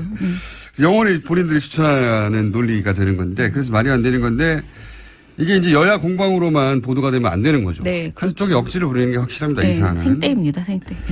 자, 이제 문제는 이렇게 되면 MBC가 어떻게 될 것인가 이 얘기를 해야 되는데 그 전에 새로 선임이 된 두 분은 또 어떤 분인지 그런 자격이 있는 분인지 민원연이 보기에 설명을 좀 해주셔야죠. 일단은 김경환 상지대 언론광고학부 교수가 선임되셨는데요. 이분이 이제 진보적인 소장파 언론학자라고 말씀드릴 수 있을 것 같아요. 제가 개인적으로 언론단체에 계속 있으면서 이제 공영방송의 독립성이나 공영성 문제를 많이 토론회를 해왔잖아요. 근데 그럴 때 이분이 발제자나 토론자로 아주 많이 나오셨던 분입니다. 공영성 굉장히 강조하는 분이고요. 이분에 대해서 한 가지 에피소드를 말하자면 그가 2012년에 MBC 시청자 평가원이었어요. 평가원은 옴부즈맨 이제 같은 방송 옴부즈맨 프로그램에서 자기의 의견을 시청자 의견을 말할 수 있는 권한이 있거든요. 그런데 이때 권재홍 보도본부장이 헐리우드 액션으로 자기가 부상당했다. 이렇게 그랬던 적이 있죠. 한 적 있었잖아요. 노조가 밀어서 다쳤다고. 네네. 근데 이 보도의 문제점 이걸 이제 MBC에서 보도했었는데 그 MBC 뉴스데스크의 문제점을 지적하려다가 방송 불가 판정을 받았던 거예요. 근데 그런 거 하라고 있는 코너인데. 네, 평가원의 방송을 이렇게 방송 불가 판정을 내렸다는 것 자체가 너무나 어이가 없으니까 김 교수가 이때 당시에 그 불방된 방송 원고를 공개하면서 MBC의 뉴스 사유화를 비판했고요. 김재철 사장 사퇴하라 이렇게 촉구하면서 사퇴를 했죠. 네, 그런 일이 있었던 분입니다. 아, 그렇군요. 네. 옴부즈맨 프로그램이라는 게 그런 거 하라고 있는 프로그램인데 거기서 그 말을 못하게 하고 그러니 이게 말이 되냐 하고 사퇴하셨던 전력 있는 분이다. 알겠습니다. 그리고 이진순 선생님은요. 저희 민원연 정책위원이라는 것이 언론에 지금 많이 나가서 제가 마치 저희가 추천한 것 같지만 그렇지 않고요. 어쩌다 보니 그렇게 됐더라고요. 근데 이분은 한겨레 신문의 주말판에 열림이라는 인터뷰를 연재하시는 분으로 더 시민들이 많이 알고 계십니다. 언론학 박사고요. 전 올드 도미니언 대학 교수였습니다. 그런데 이제 미국의 대학 교수직을 그만두시고 인터넷 기반의 시민운동을 하시고 싶다라는 생각으로 이제 한국에 들어오셔서 여러 가지 활동을 하고 계시고요. 좀 인상적인 거는 이분이 예전에 이제는 말할 수 있다 같은 MBC의 좋은 다큐멘터리의 작가로 일을 하셨습니다. 방송 관련 일도 하셨고. 네네. 그리고 언론학 박사이고. 네, 그리고 최근에는 정치 스타트업 와글이라는 단체의 대표로 활동을 했어요. 저는 일단 이분이 여성이라는 점에서 박문진의 여성 이사가 전혀 없었기 때문에 그래요? 예, 굉장히 저는 몰랐네요. 예, 여성 이사가 한 분도 없었어요? 네, 없어요. 9분 중에 그게 너무 좋고요. 그 다음에 MBC 내에 비정규직 문제가 굉장히 많잖아요. 근데 본인이 이제 작가로 활동했던 경험이나 이런 것 때문에 참 도움이 될 것 같다 생각합니다. 작가는 비정규직으로 방송계에서 일하고 있으니까 그 문제도 이분에 의해서 문제 제기가 될 수 있겠네요. 네네. 그러니까 지금 그 진보적 언론학자라고 그리고 공공성에 대해서 네. 독립성에 대해서 얘기하셨다면 네. 아마 이제 방문진의 구성이라든가 근본적으로 이런 걸 어떻게 해결할 것인가. 네. 예. 그것도 이제 문제 제기를 하거나 네. 논의의 장이 나올 수도 있겠네요. 예. 예. 알겠습니다. 그런데 여기까지는 알겠는데 그러면 이제 MBC는 어떻게 되는 겁니까? 예. 앞으로 스케줄이 어떻게 되는 거예요? 일단은 도대체? 그동안 박문진 이사가 그렇게 6대3으로 되어 있는 바람에 상식적인 문제 제기가 안건 상정이 안 됐어요. 네. 세 분의 소수 이사가 아무리 뭘 주장하고 비판해도 상정이 안 되는 거예요. 근데 이제는 두 분이 들어와서 기존에 3명에 더해서 5명이 됐잖아요. 네, 5대 4가 그러니까 됐죠. 이제 상정이 가능해지고 논의할 수 있어지죠. 스케줄이 어떻게 되냐요? 스케줄 앞으로. 왜냐하면 스케줄은 뭐가 될까요? MBC에서 이제 보고 싶은 프로그램들이 있잖아요. 네네. 그런 네. 프로그램들이 도대체 언제 다시 하게 될까? 이런 네. 궁금증이 일반 시청자들한테는 있잖아요. 일단은요, 지금 고영주 이사장 불시민 안건을 지금 내놓은 상태예요. 네. 이것이 상정이 되고, 그 다음에 논의하고 해명 시간을 주고, 그 다음에 해임하는 시간이 물리적으로 그 민주적 절차를 거쳐야 되잖아요. 그러니까 한 법적 달은 절차에 걸릴 것 같아요. 그 절차적 하자가 전혀 없어야 되니까 네네네. 다 법적인 절차를 거치면 일단 해임안이 상정되고 그다음에 소명의 기회를 주고 그렇죠. 그런 과정을 다 거치면 일단 그게 한 달. 예, 저는 그렇게 생각하고 그리고 김장겸 사장 해임권을 또 같은 시간으로 상정하고 뭐 논의하고 해야 되죠. 또 한 달. 그리고 사장을 추천을 받고 그러니까 공모를 공모를 해야 되고 또 뽑아야 한 달. 되고 그런데 예. MBC 본부에서 이제 판단하겠죠. 왜냐하면 우리가 이 정도 되면 이제는 사실은 해결의 실마리는 분명히 당겨졌다. 풀리기 시작했다. 지금 말씀하신 새로운 사장이 선임되는 과정까지 최소한 석 달은 걸린다는 거죠? 뭐 그건 아니지만 그건 뭐 압축하면 2달이면 될 수도 있겠죠. 그렇지만 아무튼 저는 절차는 지키는 것이 당연히 당연하죠. 좋다라고 생각하니까 2달에 석 달. 네, 그러면. 그렇게 생각하고요. MBC 노조에서 판단을 하시면서 이제는 우리가 재건을 위한 작업에 들어가겠다. 그건 뭐 노조에서 이렇게 하면 판단할 될것 얘기긴 같아요. 한데 네. 노조의 판단은 노조에서 물어보면 될 것 같고 우선 절차적으로 밟아야 할 단계들에 반드시 소요되는 시간들이 2달 이상이다. 네. 2달 이상이다. 네. 그럼 2달 이상 여전히 못 보는 방송이 있는 거네요. MBC 본부장께 여쭤보십시오. 희망이 있을 겁니다. 예. 원래 그 사장의 선임 절차는 또 어떻게 되는 거죠? 무한도전 같은 프로그램은 팬들이 많은데 안 하고 있으니까, 예. 그 사장 선임 전체는 원래 사장 추천위원회, 공영방송 사장 추천위원회가 열리고 뭐 이렇게 외부를 통해서 들어오는 경우도 있고 일단은 박문진 이사가 그 사장을 선임하는 거잖아요. 네, 그러니까요. 기존에는 그냥 공모해서 자기들이 그냥 거의 이렇게 밀실로 그 면담해서 네. 자기들이 선임했죠. 내정해서 꽂았는데 그렇죠. 이번에는 근데, 그렇게 못할 거 아닙니까? 예, 근데 지금 상황에서 사실은 사장 추천을 사장은 국민의 손으로 뽑자. 네. 이런 이야기를 막 이용마 기자가 하시고 네. 그것에 대해서 그런 법을 만들어보자라는 논의도 저희 민원연은 하고 있는데요. 이런 내용을 지금 할 수는 없어요. 지금 사장은 일단은 절차대로 빨리 MBC를 정상화할 수 있는 사람을 빨리 기존의 선임하는 절차대로. 게 좋다 예. 이렇게 생각합니다. 그러니까 왜냐하면 이게 공영방송이 이렇게 그 자리를 비우고 있는 것도 국가 전체를 보면은 대단히 굉장히 큰 피해를 주는 거예요. 노조원들의 피해뿐만이 아니라 시청자의 그 시청권을 완전히 박탈당한 상태이기 그러니까요. 때문에요. 사실 네. 지금 보도할 게 너무 많은 시절인데 그렇죠. 덕분에 예. 뉴스공장은 잘 나가고 있어요. 아유, 그렇긴 한데 네. 그럼 3개월은 걸리겠군요. 최소한. 예. 대략. 더 빨라지기를 바랍니다. 그럼 내년 2월이나 돼야. 왜냐하면 이런 절차가 밟아져야 노조 내부에서도 자, 이 정도면은 정상화로 가는 방향성은 잡혔다고 보고 내부적으로 이제 뭐 투표를 하거나 하겠죠. 네. 예, 이제는 접자거나. 그래서 저는 고영주 이사장이 워낙 여러 가지 문제점이 많잖아요. 네. 이렇게 합리적으로 뭐 불신이남을 통과시켜서 하는 것이 아니고 그분이 가지고 있는 지금 법적인 문제들이 많이 있기 때문에 그 노동 관련된 탄압이라든가 그리고 또그 대통령에 대한 뭐 공산주의자라고 우기는 네. 것이라든가 이런 것들이 종합적으로 판단돼서 뭔가 빨리 결정이 이루어질 수도 있지 않을까 그 사이에 생각합니다. 네. 마치 그 박문진 이사 두 분이 갑자기 간두신 네, 것처럼. 네, 근데 네. 이제 그분이 스스로 사퇴해야 되지 않을까라는 얘기가 나왔다가 다시 들어가고. 네, 틀렸죠 살짝. 예. 그랬다가 아니라고. 예. 본인은 부인하고 그러니까 자신을 이제 정식으로 절차를 밟아 해임하라고 하는 거잖아요. 지금은. 네네. 시간을 끌겠다 이런 거죠. 네. 그런 상황인데 뭐 어떻게 될지 모르겠지만 만약에 그렇게 흘러가면 지금 앞으로 소요될 시간은 3개월은 될 것이고 그러면 내년 1월이나 가야 그죠? 왜 자꾸 11월. 그렇게 길게 얘기해요. 파업은 빨리 좀 접을 수 있도록 어떻게 1월이나 가야 해야 된다고요.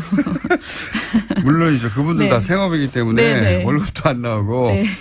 그리고 저희도 제대로 된 뉴스와 뭐 무한도전 같은 프로그램 그럼요. 보고 싶으니까 네. 빨리 끝났으면 좋긴 하겠는데 이 절차에 어떤 하자라도 있으면 또 물고 다시 네, 맞아요. 이야기가 커질 테니까 네. 어떤 하자도 없이 하려면 절차를 다 밟아야 되니 그렇다면 3개월 정도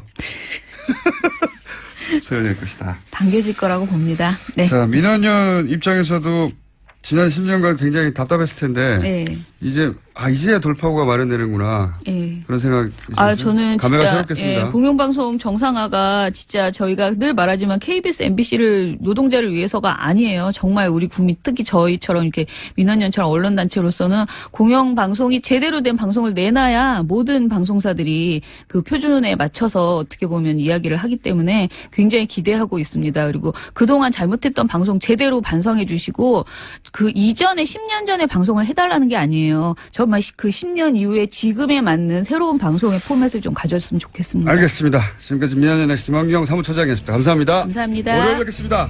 안녕. 모이지 못하게 하려고. 예, 그렇죠. 참네. 제대로 된 추모도 하지 못하게 만드는 것들인데요. 정말 자신들이 한 행동이 오히려 얼마나 잘못된지 알기 때문에 두려워해서 이렇게 공작을 벌였다라는 거죠. 자기들이 한 행동이 얼마나 잘못됐는지는 모르고, 예. 어쨌든, 그게 자기들에게 되돌아올까봐, 예. 무서워서. 잘못했는지 안 했는지는 따지지 못했을 거라고 봅니다. 예. 어쩔 수 없었다고 자기들끼리는, 합리화했겠죠. 근데 이제 그 유가족들, 유가족들한테는 최소한의 예라도 지켜야 하는 건데, 예. 묘지도 없애버리려고 했다니까, 이게. 관련해서 또, 여러 가지 뉴스가 계속 나오고 있어요. 5.18 관련해서는. 그렇죠? 네, 그렇습니다. 1981년에는 또 군 보안사에서 작성한 내부 문건이 나왔는데요. 유가족에 대한 상세한 분석을 실었습니다. 유가족을 극렬 유족, 온건 유족으로 나눠서요. 또 극렬 쪽은 A, B, C 세 단계로 분류해서 회유책 그리고 치밀하게 순화 작업들을 했다라고 합니다. 생각해보면, 예. 박근혜 정부 시절에 세월호 유가족을 대하는 방식이나, 예. 5.18 때 전두환 정권이 5.18 유가족을 상대하는 방식이나 본질적으로 똑같아요. 아주. 똑같고요. 예, 그런 5.18 관련한 뉴스들이 앞으로도 계속 나올 것 같습니다. 네, 이건, 생각해보면 지금 30년 동안이나 이게 안 밝혀졌다는 게 더 신기한 거죠. 예. 오히려. 자, 다음 뉴스는요. 네, 검찰이 김장수 전 주중대사를 출국 금지했다라고요. 오늘 아침에 동아일보가 보도했습니다. 세월호 참사가 일어난 2014년 4월 16일 당시 대통령 국가안보실장이던 김 전 대사에 대해서 본격적인 수사가 진행되고 있는 건데요. 김 전 대사는 박근혜 전 대통령에게 세월호 침몰사고 발생 당시에 유성과 서면으로 보고한 당사자입니다. 최근에 청와대 문건 등에 대해서 나왔던 것들이 있는데요. 관련된 조작 혐의에 대해서 수사를 받게 된 겁니다. 이게 이제 9시 반으로 30분이 앞당겨지긴 했는데 저는 9시 반 시간도 맞는가 의심스럽다.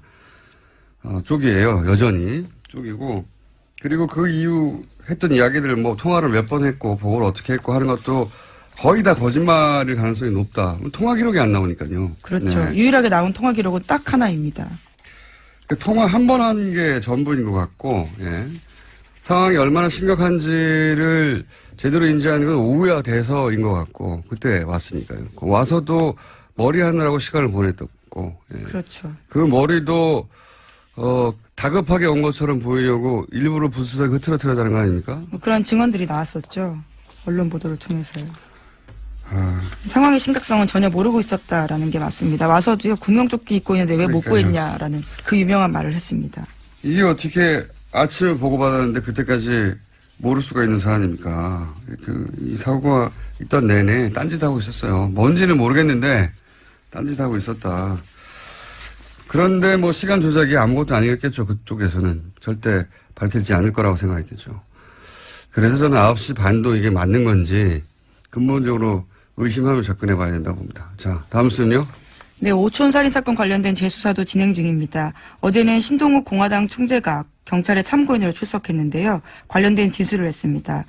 그는 경찰에 출석하면서 기자들과 만나서 이런 주장을 펼쳤는데 박근혜 전 대통령 오촌 살인 사건의 피해자가 모두 8명이다라고 한 겁니다. 자신의 사건과 관련해서 알려지지 않은 죽음까지 하면 7명의 사망자가 있고 또 한 명은 반신분수가 됐다라고 주장하고 있습니다.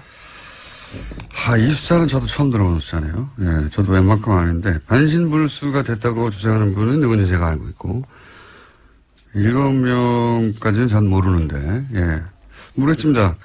신동욱 씨 친인척 중에 누군가가 이 우천살인 사건 관련하여 사망했다고 신동욱 씨 본인이 생각해서 이렇게 생각하는 숫자를 말한 건지는 잘 모르겠는데 여하간 의문의 죽음이 많은 건 명백합니다. 사실은 아주 명백하고 그리고 이제 또 하나 신동욱 씨가 주장한 것은 원래는 이 사건은 박지만 씨가 자신을 중국 청도로 사망한 박용철 씨를 사주에 납치해서 살해하려고 하였다. 이렇게 주장하면서 사건이 불거지기 시작한 거거든요. 예, 그렇죠. 근데 지금은 좀 입장을 바꿨습니다. 박지만 씨가 아니라 사주한 주체는 신동욱 씨의 주장으로는 이름을 특정하진 않았지만 예, 다른 사람이다라고 예, 저도 그렇게 알고 있습니다. 예, 그러면서 어제 밤 늦게 경찰청을 나왔었는데요. 2007년에 유경재단 강탈 사건 때 최순실 정윤회가 등장했다는 증언을 확보했다면서 그와 관련된 녹음 파일을 광수대에 제출했다는 주장도 했습니다.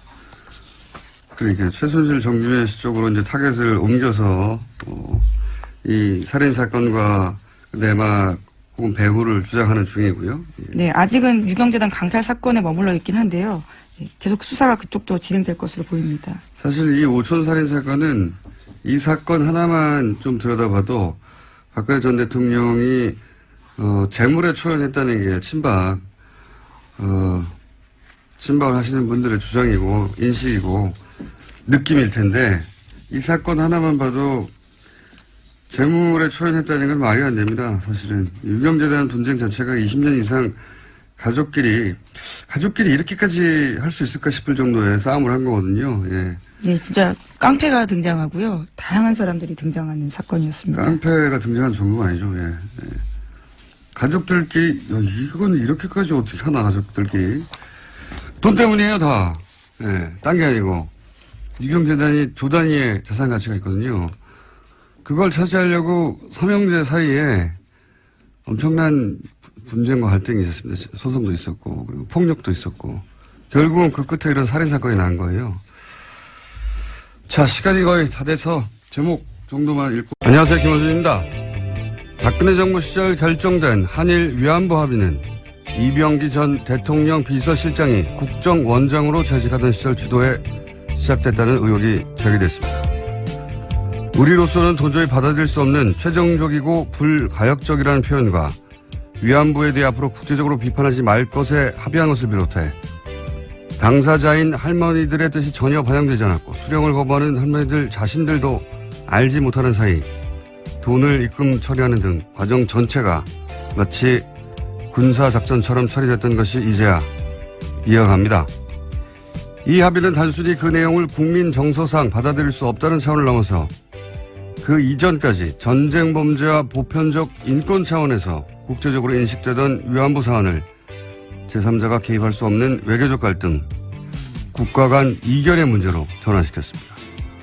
여성에 대한 국가 차원의 조직적 범죄를 저지른 일본이 그 피해자들에게 마땅한 사과 인정 없이 역사를 부정할 기회를 우리 스스로 제공했다는 점에서 이 합의를 주도한 이들은 역사에 대한 범죄자이기도 합니다. 반드시 그 과정을 밝혀내고 그 책임자를 엄벌에 처해야 한다. 김어준 생각이었습니다.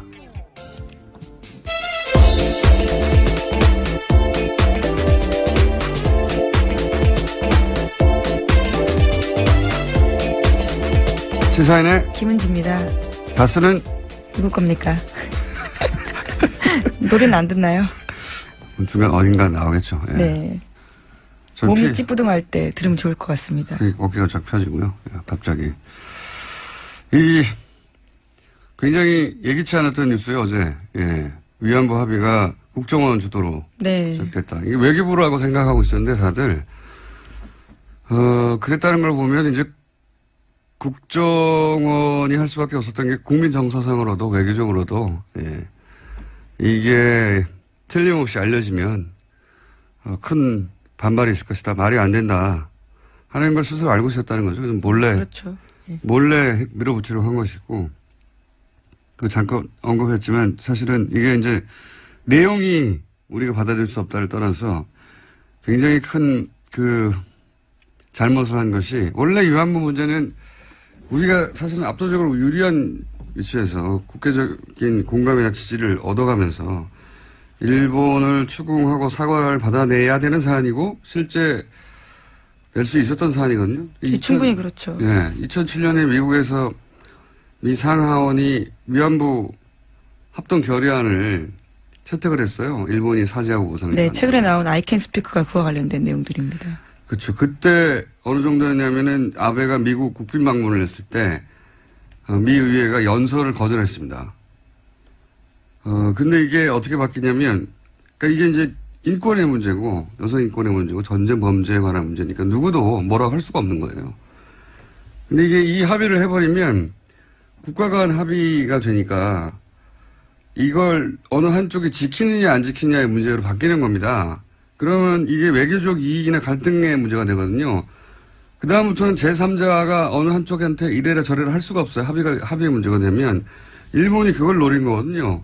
이걸 덜컥 준 거예요.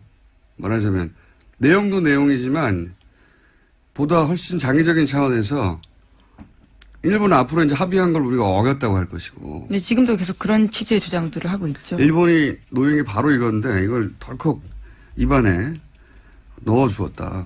이렇게 할 이유가 전혀 없거든요. 저는 이 대목이 훨씬 더 중요하고 예, 정부 차원에서는 이 책임을 물어야 된다고 봅니다. 꼭 말도 안 되는 일을 몰래 하려고 하니 국정원이 나섰겠죠. 왜 일본한테 이렇게까지 해줬는지 반드시 따져야 된다. 자, 첫 번째 뉴스는요. 네, 어제 자유한국당이 국회 일정을 보이콧하기로 결정했습니다. 국정감사에 그러니까 참여하지 않겠다라는 건데요. 방송통신위원회가 MBC 대주주인 방송문화진흥회 공석인 이사 2명을 선임했다라는 이유에서입니다. 옛날에 새누리당이 추천한 이사가 사퇴했기 때문에 자유한국당 추천 이사가 선임돼야 한다라는 논리인데요. 하지만 민주당과 국민의당, 정의당은 국감을 일정대로 진행하기로 했습니다. 이게 이제 간단하게 말하면 자유한국당이 여당 시절에 2명의 이사를 자신들이 추천을 했는데 보궐이 생겼잖아요. 관뒀으니까. 자신들이 추천했던 자리는 자신들이 다시 추천해야 한다는 거예요. 이게 생떼거든요. 생떼. 네, 여당 추천 몫임에도 불구하고 자신들의 처지가 바뀌었는데 계속 그걸 주장하고 있는 겁니다. 그러니까 이 주장대로 하면 그 2명의 이상은 특정 정당이 계속 추천해야 된다는 주장과 똑같은 거거든요. 자기들이 예전에 추천했기 때문에 지금도 추천해야 된다는 거예요. 그러니까 특정 정당이 할당된 거다. 그 숫자는. 이 논리하고 마찬가지인데 이게 말이 안 되는 게 그럼 그 정당이 없어지면 방통위원 숫자도 줄어야 돼요. 말이 됩니까? 특정 정당이 할당하게. 그 시점에 여당이 할당된 숫자였거든요. 네. 심지어 과거에 자기들이 했던 것들과도 굉장히 반대되는 이야기입니다. 물론이죠. 그건 뭐 다 당연한데. 방통위원이 여당 6, 야당 3. 근데 자신들이 여당일 때 했던 2명. 이걸 자신들이 이제 야당이 됐는데도 여전히 자신들이 추천했던 숫자이기 때문에 사람들이기 때문에 자신들이 해야 한다는 거예요. 이 논리대로면 자유한국당은 앞으로도 계속 6명을 추천해야 되는 겁니다. 자기들이 한번 추천했기 때문에 계속 6명의 보궐 추천권을 가지고 있다는 논리와 마찬가지거든요. 이 정권 교체를 인정 안 하는 거죠. 네. 그리고 또 한 가지 저는 책임을 묻고 싶은 게 언론이 이걸 여야 공방으로 보도를 하니까 누가 우기는지 모르잖아요. 이거 완전 우기는 거거든요. 그렇지 않게 보도하는 언론도 많습니다. 많지는 않더라고요. 있긴 있는데 생각해보면 정말 생떼예요. 자기들이 여당일 때 6번 끝내야 되겠습니다. 네, 현재 홍준표 자유한국당 대표가 미국에 가 있는데요. 거기서 전술핵 재배치해야 된다라는 주장을 펼쳤습니다. 하지만 미국의 전문가들이 그에 대해서 동의하지 못하고 반대했다라고 연합뉴스가 보도하고 있습니다. 당연히 그렇겠죠. 근데 이제 몰라서 갔다기보다는 예, 트럼프 대통령이 오니까 야당 쪽에서 뭔가 해야 되잖아요. 예. 퍼포먼스죠. 예. 고생하셨고요. 홍준표 대표는 또 있습니까? 네, 중국 시진핑 정권이 집권 2기를 맞았습니다. 지난 25일에 최고 지도부가 출범했는데요. 장점인 후진타오 전 주석의 집권 2기 때와는 달리 후계자를 지명하지 않아서 눈길을 끌고 있습니다. 그렇군요. 예. 중국에서는 5년을 건너뛰어가지고 미리 격대라고 하죠. 격대 지정. 예. 네. 대를 한번 건너뛰어서 후계자를 지정하는 전통이 있는데 그걸 이제 안에서 황제가 된 거 아니냐 뭐 이렇게 얘기하는 상황이고. 요 사안은 사실 전문가와 함께 얘기할 정도로 아주 할 얘기가 많은 것 같은데 사드에 관해서도 분위기가 좀 바뀔 수도 있다. 네, 그런 예측들이 나오고 있습니다. 네, 그 얘기는 이제 이 전부터 있었어요. 그러니까 본인이 이제 완전히 정권을 졌기 때문에 그리고 이제 사드가 왜 이렇게까지 문제냐 했을 때 이제 군사적인 차원의 분석은 많았잖아요. 예. 동북아에서 힘의 균형을 무너뜨린다. 근데 또 한 가지 사실은 우리나라에서는 본격적으로 논의되지 않았던 사안이 뭐냐면 중국은 여전히 공산당 체제고 일당 체제란 말이에요. 당이 여러 개 있지 않아요. 그런데 최근에 이제 한류 인기가 굉장히 높고 예. 한국의 호감도가 높은 상황이었죠. 거기까지는 문제가 없는데 박근혜 정부가 무너지는 과정에서 광장에 사람들이 어마어마하게 모였죠. 그것이 중국 자국민들에게 미치는 어떤 심리적 영향, 민주적 요구가 높아지는 그런 효과에 대해서 중국 공산당 쪽에서 굉장히 경계했다고 해요. 그래서 한국에 대한 비호감도를 높일 필요가 있었고 그것 중에 하나가 사드 활용된 측면도 있다. 이런 이야기가 있는데 저는 일리 있는 분석이라고 저는 생각하는데 시진핑 1인 체제 출범과 관련해서 그런 분석 저희가 조만간 한번 시간 마련해 보겠습니다. 여기까지 하겠습니다. 시사인의 김은지였습니다. 감사합니다. 저수지. 네. 저수지 게임이라는 영화가 있었습니다. 사실은 제가 제작했기 때문에 저희 방송에서 거론을 제대로 못했는데 이제 영화가 거의 내려갔기 때문에 이제 거론합니다. 저수지 게임이라는 영화에서 제기한 의혹이 있습니다. 그런데 그 의혹의 구체적인 내용들을 파헤친 분이 오늘 뉴스공장에 나오셨습니다. 더불어민주당 김현권 의원, 안녕하십니까? 안녕하세요. 네. 야, 이 사안에 대해서 관심을 가진 의원님을 저희들이 못 만났었거든요. 제가 파헤친 게 아니고, 예. 먼저 많은 분들이 파헤치셨고, 주진우 기자 예. 비롯해서 우리 공장장님도 많이 파헤치신 거고, 저는 뒤늦게 관심을 가지고 보기 영화가 시작합니다. 나온 걸 보고, 예.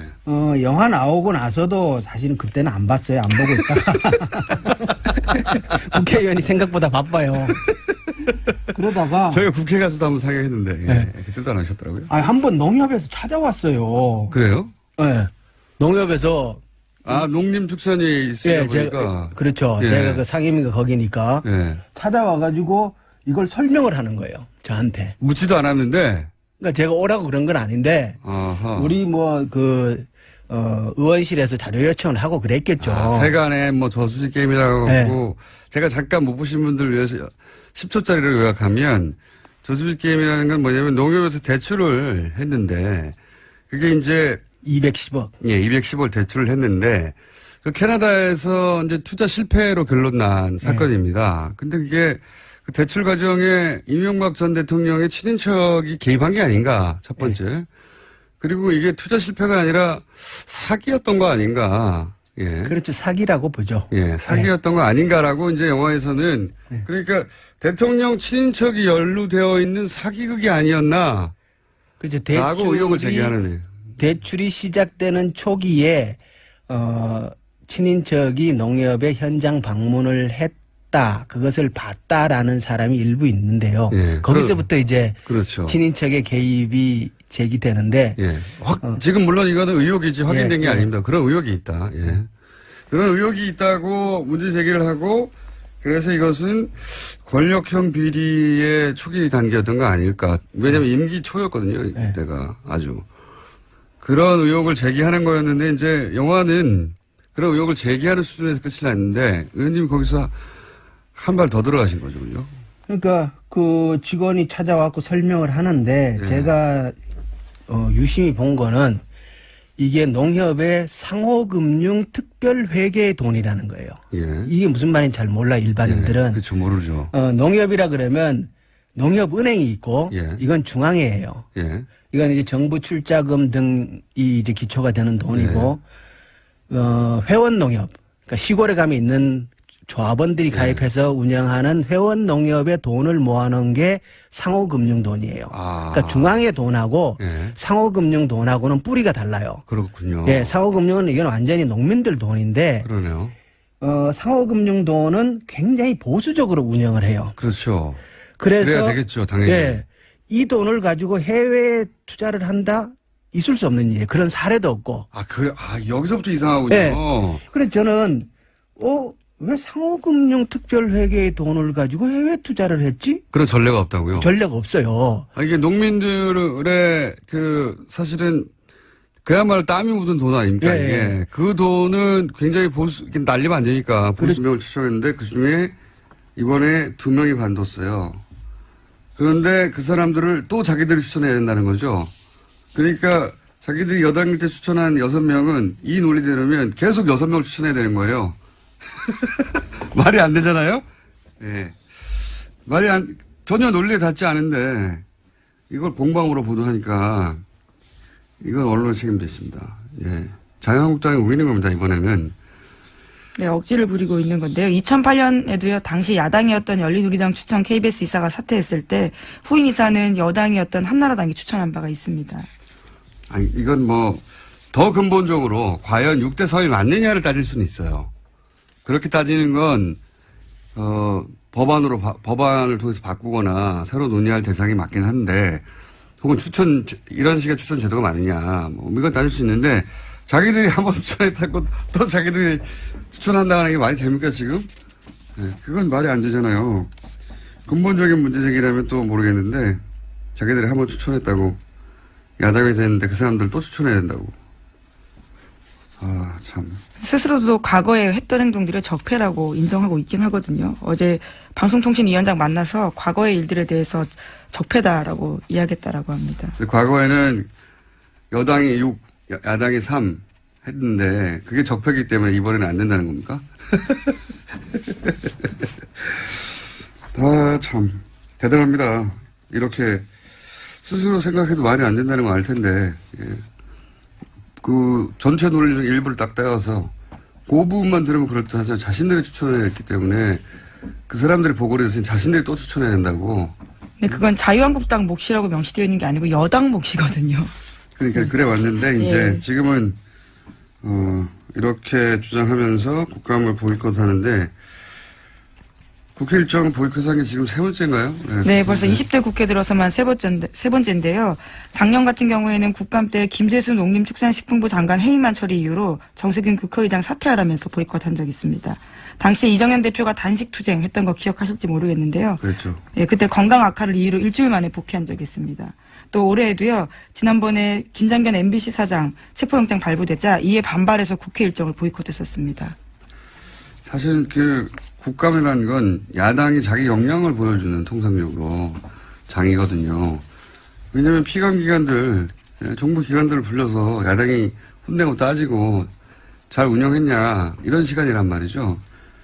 야당이 이걸 전체적으로 그것도 지금 며칠 안 남았어요. 네, 그러한 지적들이 자유한국당 내에서도 나왔다라고 합니다. 한국일보가 관련된 내용을 보도하고 있는데 어제 의총장에서 국감은 야당의 장인데 포기하는 건 명분이 없다. 사실상 사흘밖에 안 남았는데 이제 와서 보이콧하는 건 실효가 떨어진다라는 반론이 제기됐다라고 합니다. 네, 본인들도 아는 거죠. 이 상황에 대해서. 정우택 원내대표의 콜이죠. 제가 보기에 이건. 예. 이제 국감장에서 한 게 뭐 있냐. 내지는 여당이 끌려다닌 거 아니냐라는 얘기가 나올까봐, 본인한테 그런 책임이 돌아올 것을 이런 전략으로 시선 분산시키려는 나름의 정치적 퍼포먼스가 아닌가 싶은데, 이건 이렇게 돼서 그냥, 국회가 이제 공회전하고 있다거나, 이렇게 보도하면 안 되는 거예요. 이게 우기는 게 맞잖아요, 논리적으로. 그게 아니라 근본적으로 이제 6대3이 맞느냐거나 혹은 뭐 방통위원을 선발하는 시스템을 바꾸자거나 이런 얘기는 할 수 있지만 이거 어떻게 똑같이 보도합니까? 양쪽이 동일하게 일리 있는 주장이 부딪히고 있다고 보도할 수 없죠. 이 사안은. 자, 이게 이제 결국은 MBC 혹은 KBS 사태, 지금 당장은 MBC 사태죠. 예, MBC 사태하고 연결이 돼 있는 거죠. 네, 김장겸 MBC 사장에 대한 해임 압박이 높아질 것으로 보이는데요. 이번으로 원래 6대3이었는데 4대5로 바뀌었거든요. 그렇기 때문에 해임안이 가결될 가능성이 높습니다. 그렇죠. 예, 6대3에서 두 사람이 간두고 두 사람이 이제 다시 보충되고 그래서 4대5로 역전이 됐거든요. 그래서 MBC 혹은 KBS 파업 사태가 과연 언제 이게 끝이 날 것인지 끝이 안 보였는데, 갑자기, 예, 돌파구가 마련되는 상황이고, 그래서 저희가 오늘 4부에서, 예, 민원연, 삼천원과 함께 이 문제를 좀 짚어보기로 하겠고요. 자, 다음 뉴스는요? 네, 5.18과 관련된 정부의 조작 사실에 대해서도 계속해서 말씀드리고 있는데요. 어제는 전두환 정권이 5.18 유가족을 상대로 공작을 벌인 증거가 공개됐습니다. 전두환 전 대통령의 지시로 망월동 묘역을 없애버리기로 한 내용이 있는 건데요. 이를 위해서 군과 정보기관, 지자체까지 동원돼서 소위 비둘기 계획을 세웠다라고 합니다. 그와 관련된 문건들이 나온 건데 묘를 이전시키면서 사람들의 시선을 분산시키겠다라는 거고요. 이것은 전두환 전 대통령의 지시였다라고 합니다. 참, 사람이 할 수 없는 짓이죠, 이게. 자기들이 죽여놓고 유가족들이 모이는 게 두려워가지고 그걸 없애버리려고 한 거 아닙니까? 네, 그렇죠. 묘역 자체를 없애버리려고. 이 군사정권 시절부터 이 세력은 사실은 사람들이 모이는 걸 항상 두려워해왔어요. 예. 유가족들이 모이는 거. 자기들이 죽인 사람들. 그 남은 유가족들이 모이는 걸 특히 두려워했고, 박근혜 정부 때도 사실 유가족들 모이고, 세월호 유가족들 모이고, 그럼 다 싫어했잖아요. 네, 예. 엄청나게 해산 압박을 했었습니다. 다 거리에서 물대포 맞고요. 네, 쭉 이어집니다. 예. 사람들이 모여서 자기들을 흔들까봐, 자기들한테 그 원망이 올까봐 모이지 못하게 한 역사가 오래된 건데 지금 이제 그 문건이 나온 거죠. 비둘기 계획이라는 이름으로 아예 5.18 때는 망월동에 있는 묘역을 다 이전시키려고 했다라는 겁니다. 좀 운영해 와서 회사 투자를 안 하는데 네. 요 돈으로 투자를 했더라. 요 돈으로 투자를 했고, 아하.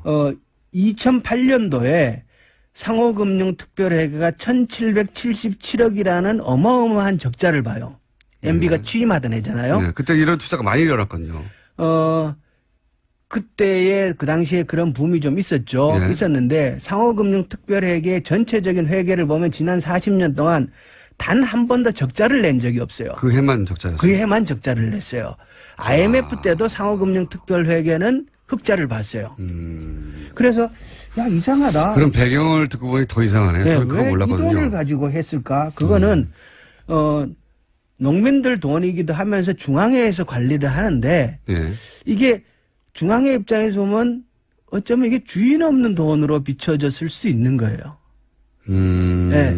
그래서 예리하십니다. 제가 그건 저도 몰랐어요. 거기서 조금 야 이거 이상하다. 왜 이 돈을 갖고 투자를 했지? 그러면서 이제 보기를 시작을 한 거죠. 아하.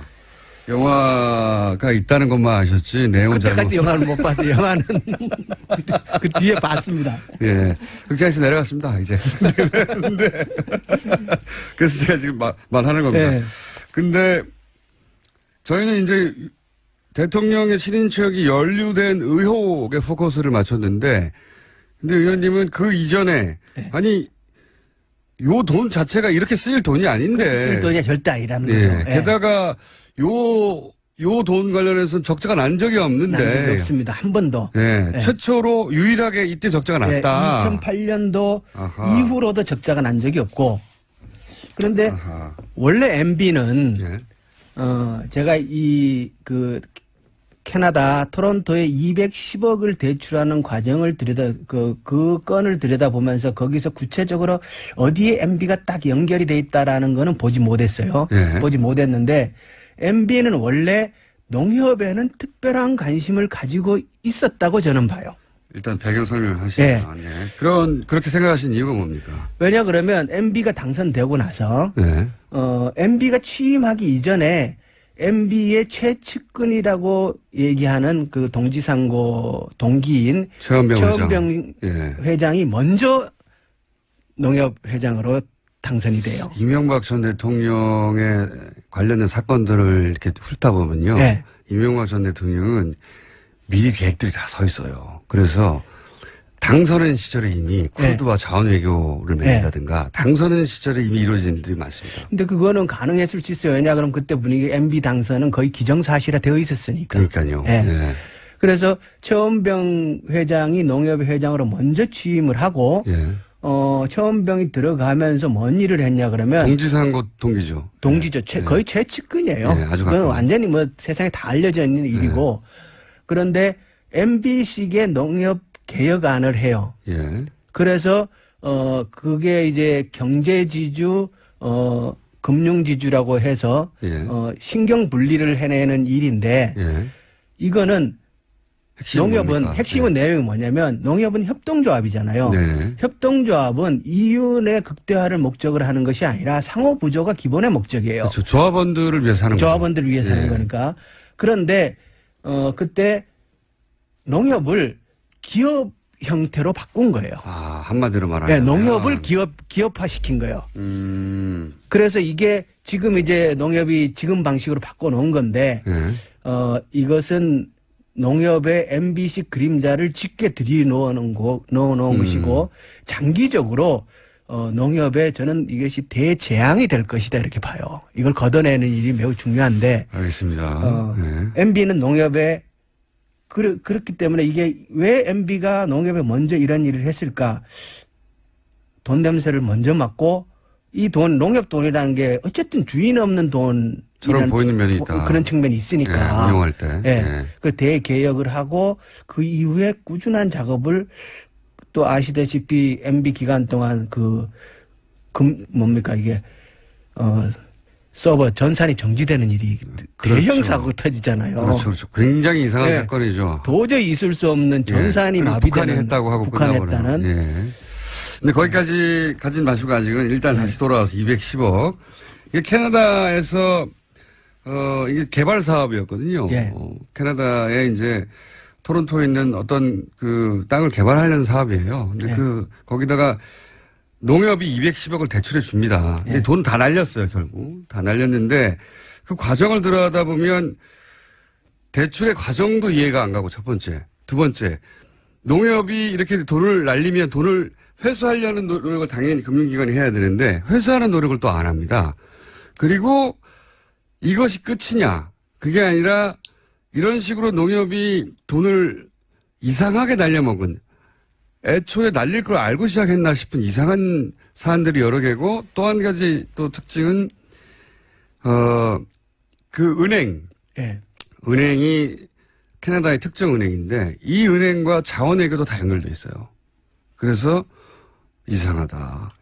이 은행을 통해서 이상한 일들이 많이 일어난 것 같다.